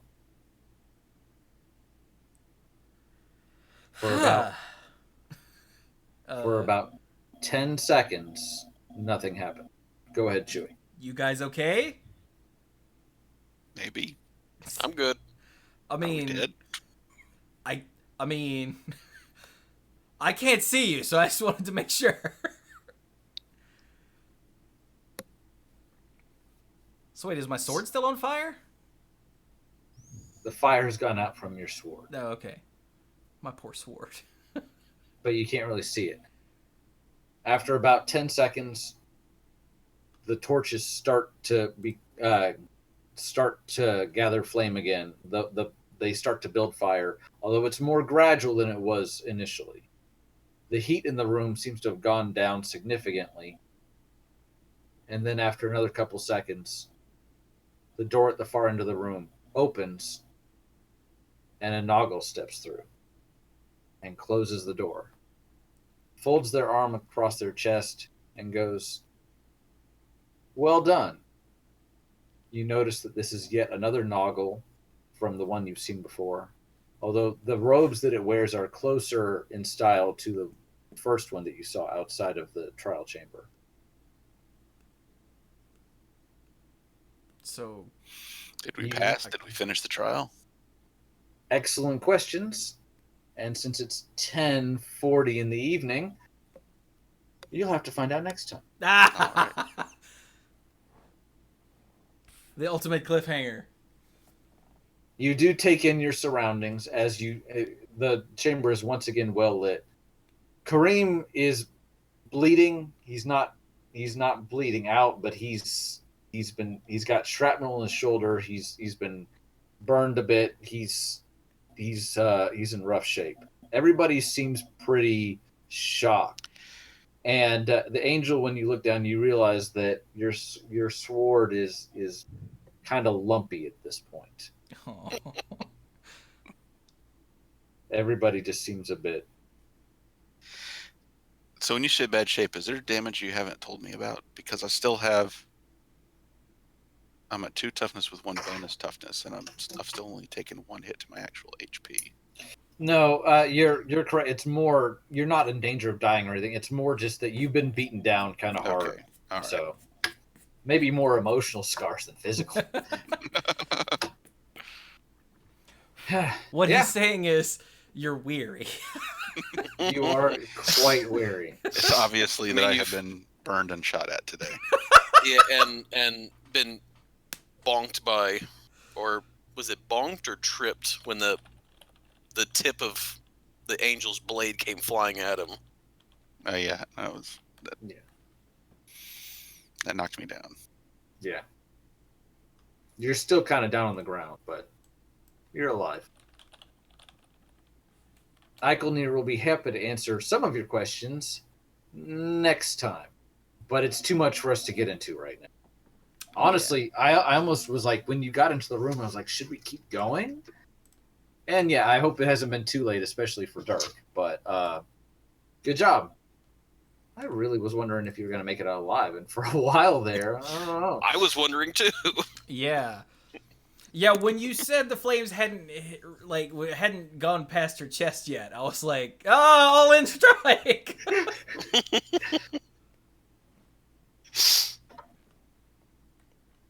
Poor Mike, dude. Well, there have been certain. You need some better dice. You really do. What was that, Dirk?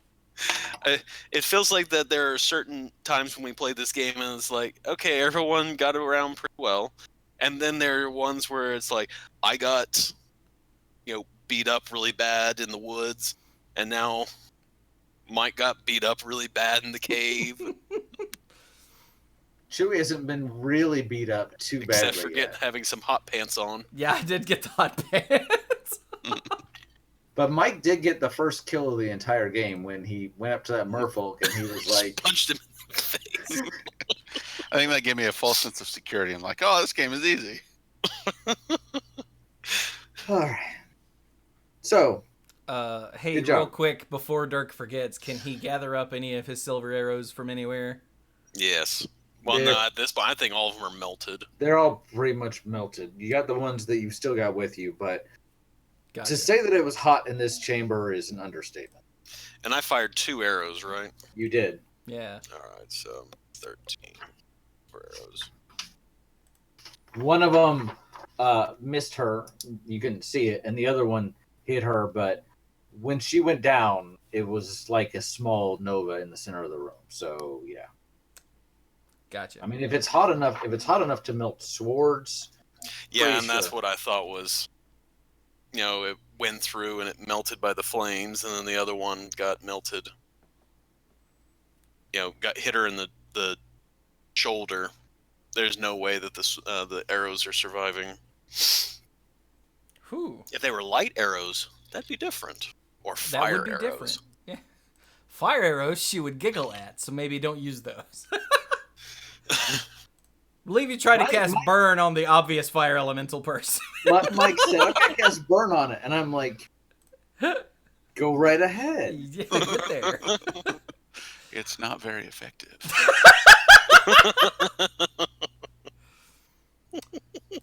All right. Well, that was the trials of Icolnir. Do we have any final thoughts? Well, for me, you guys had talked about being in the middle of a thunderstorm, and now the thunderstorm has moved to me. I'm watching a fireworks show. And when I mean fireworks, I mean lightning outside. I don't see any more. I don't hear anything outside anymore. It moved my way. I was looking on the radar, and I was like, oh, thanks, guys. You sent the love my way, apparently. I am definitely glad that I knew that earlier this week I was going to be traveling, and so I had preemptively grabbed all my stuff that I would need to do the recording tonight in my travels. So I am very, very, very glad that I was had the foresight to go ahead and do that, because this was a lot of fun. Yeah, it was. Yeah. Although my map looks nothing like what you guys have, what Brian has been describing. We'd have to. No, there's 200. Oh man, I gotta redraw my map. I'd be curious to compare everybody's maps. So I think so too. I think maybe You should one of the hold things on we'll to it. just take Hold a on to picture it. and send it to each other to see what we all drew. Mine's notated with stuff that I don't want to show you, but I'd be curious to see your guys's. Yeah. Well, I'll do that tomorrow. I'll take a picture and I'll text it to you guys. Yeah, maybe I'll draw one real quick in paint. So maybe we'll do this again relatively soon because cliffhangers, but we're going to have some previews to go over soon enough. So. Yeah, Commander previews will have started in earnest. We might even have full Commander decks by the time we record next week. I don't know when they're doing that. Which, hey, I I'm mean, cool with that. Yeah. Yeah, it's not like it's a whole set or anything. So, Exactly. yeah. Anything else, Dirk? Nope, that is it for me. All right, Brian. This was a lot of fun for me. I hope it continues to be a lot of fun for you guys and for the listeners. If it's not, I want to know. Feel like we're far enough. We're probably gonna finish it regardless.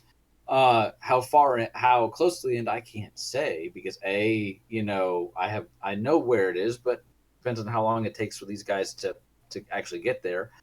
And then B, I don't want to say. So but I'm hoping everybody's enjoying it, and it's great to talk to you guys. And I feel like I should have something more insightful to say, but it's late even for me. I say that like I'm even one of the people that stays up later. I mean, wow, I'm not making any sense at all. Shut I up, had Brian. fun. Hey, Mike, how about you?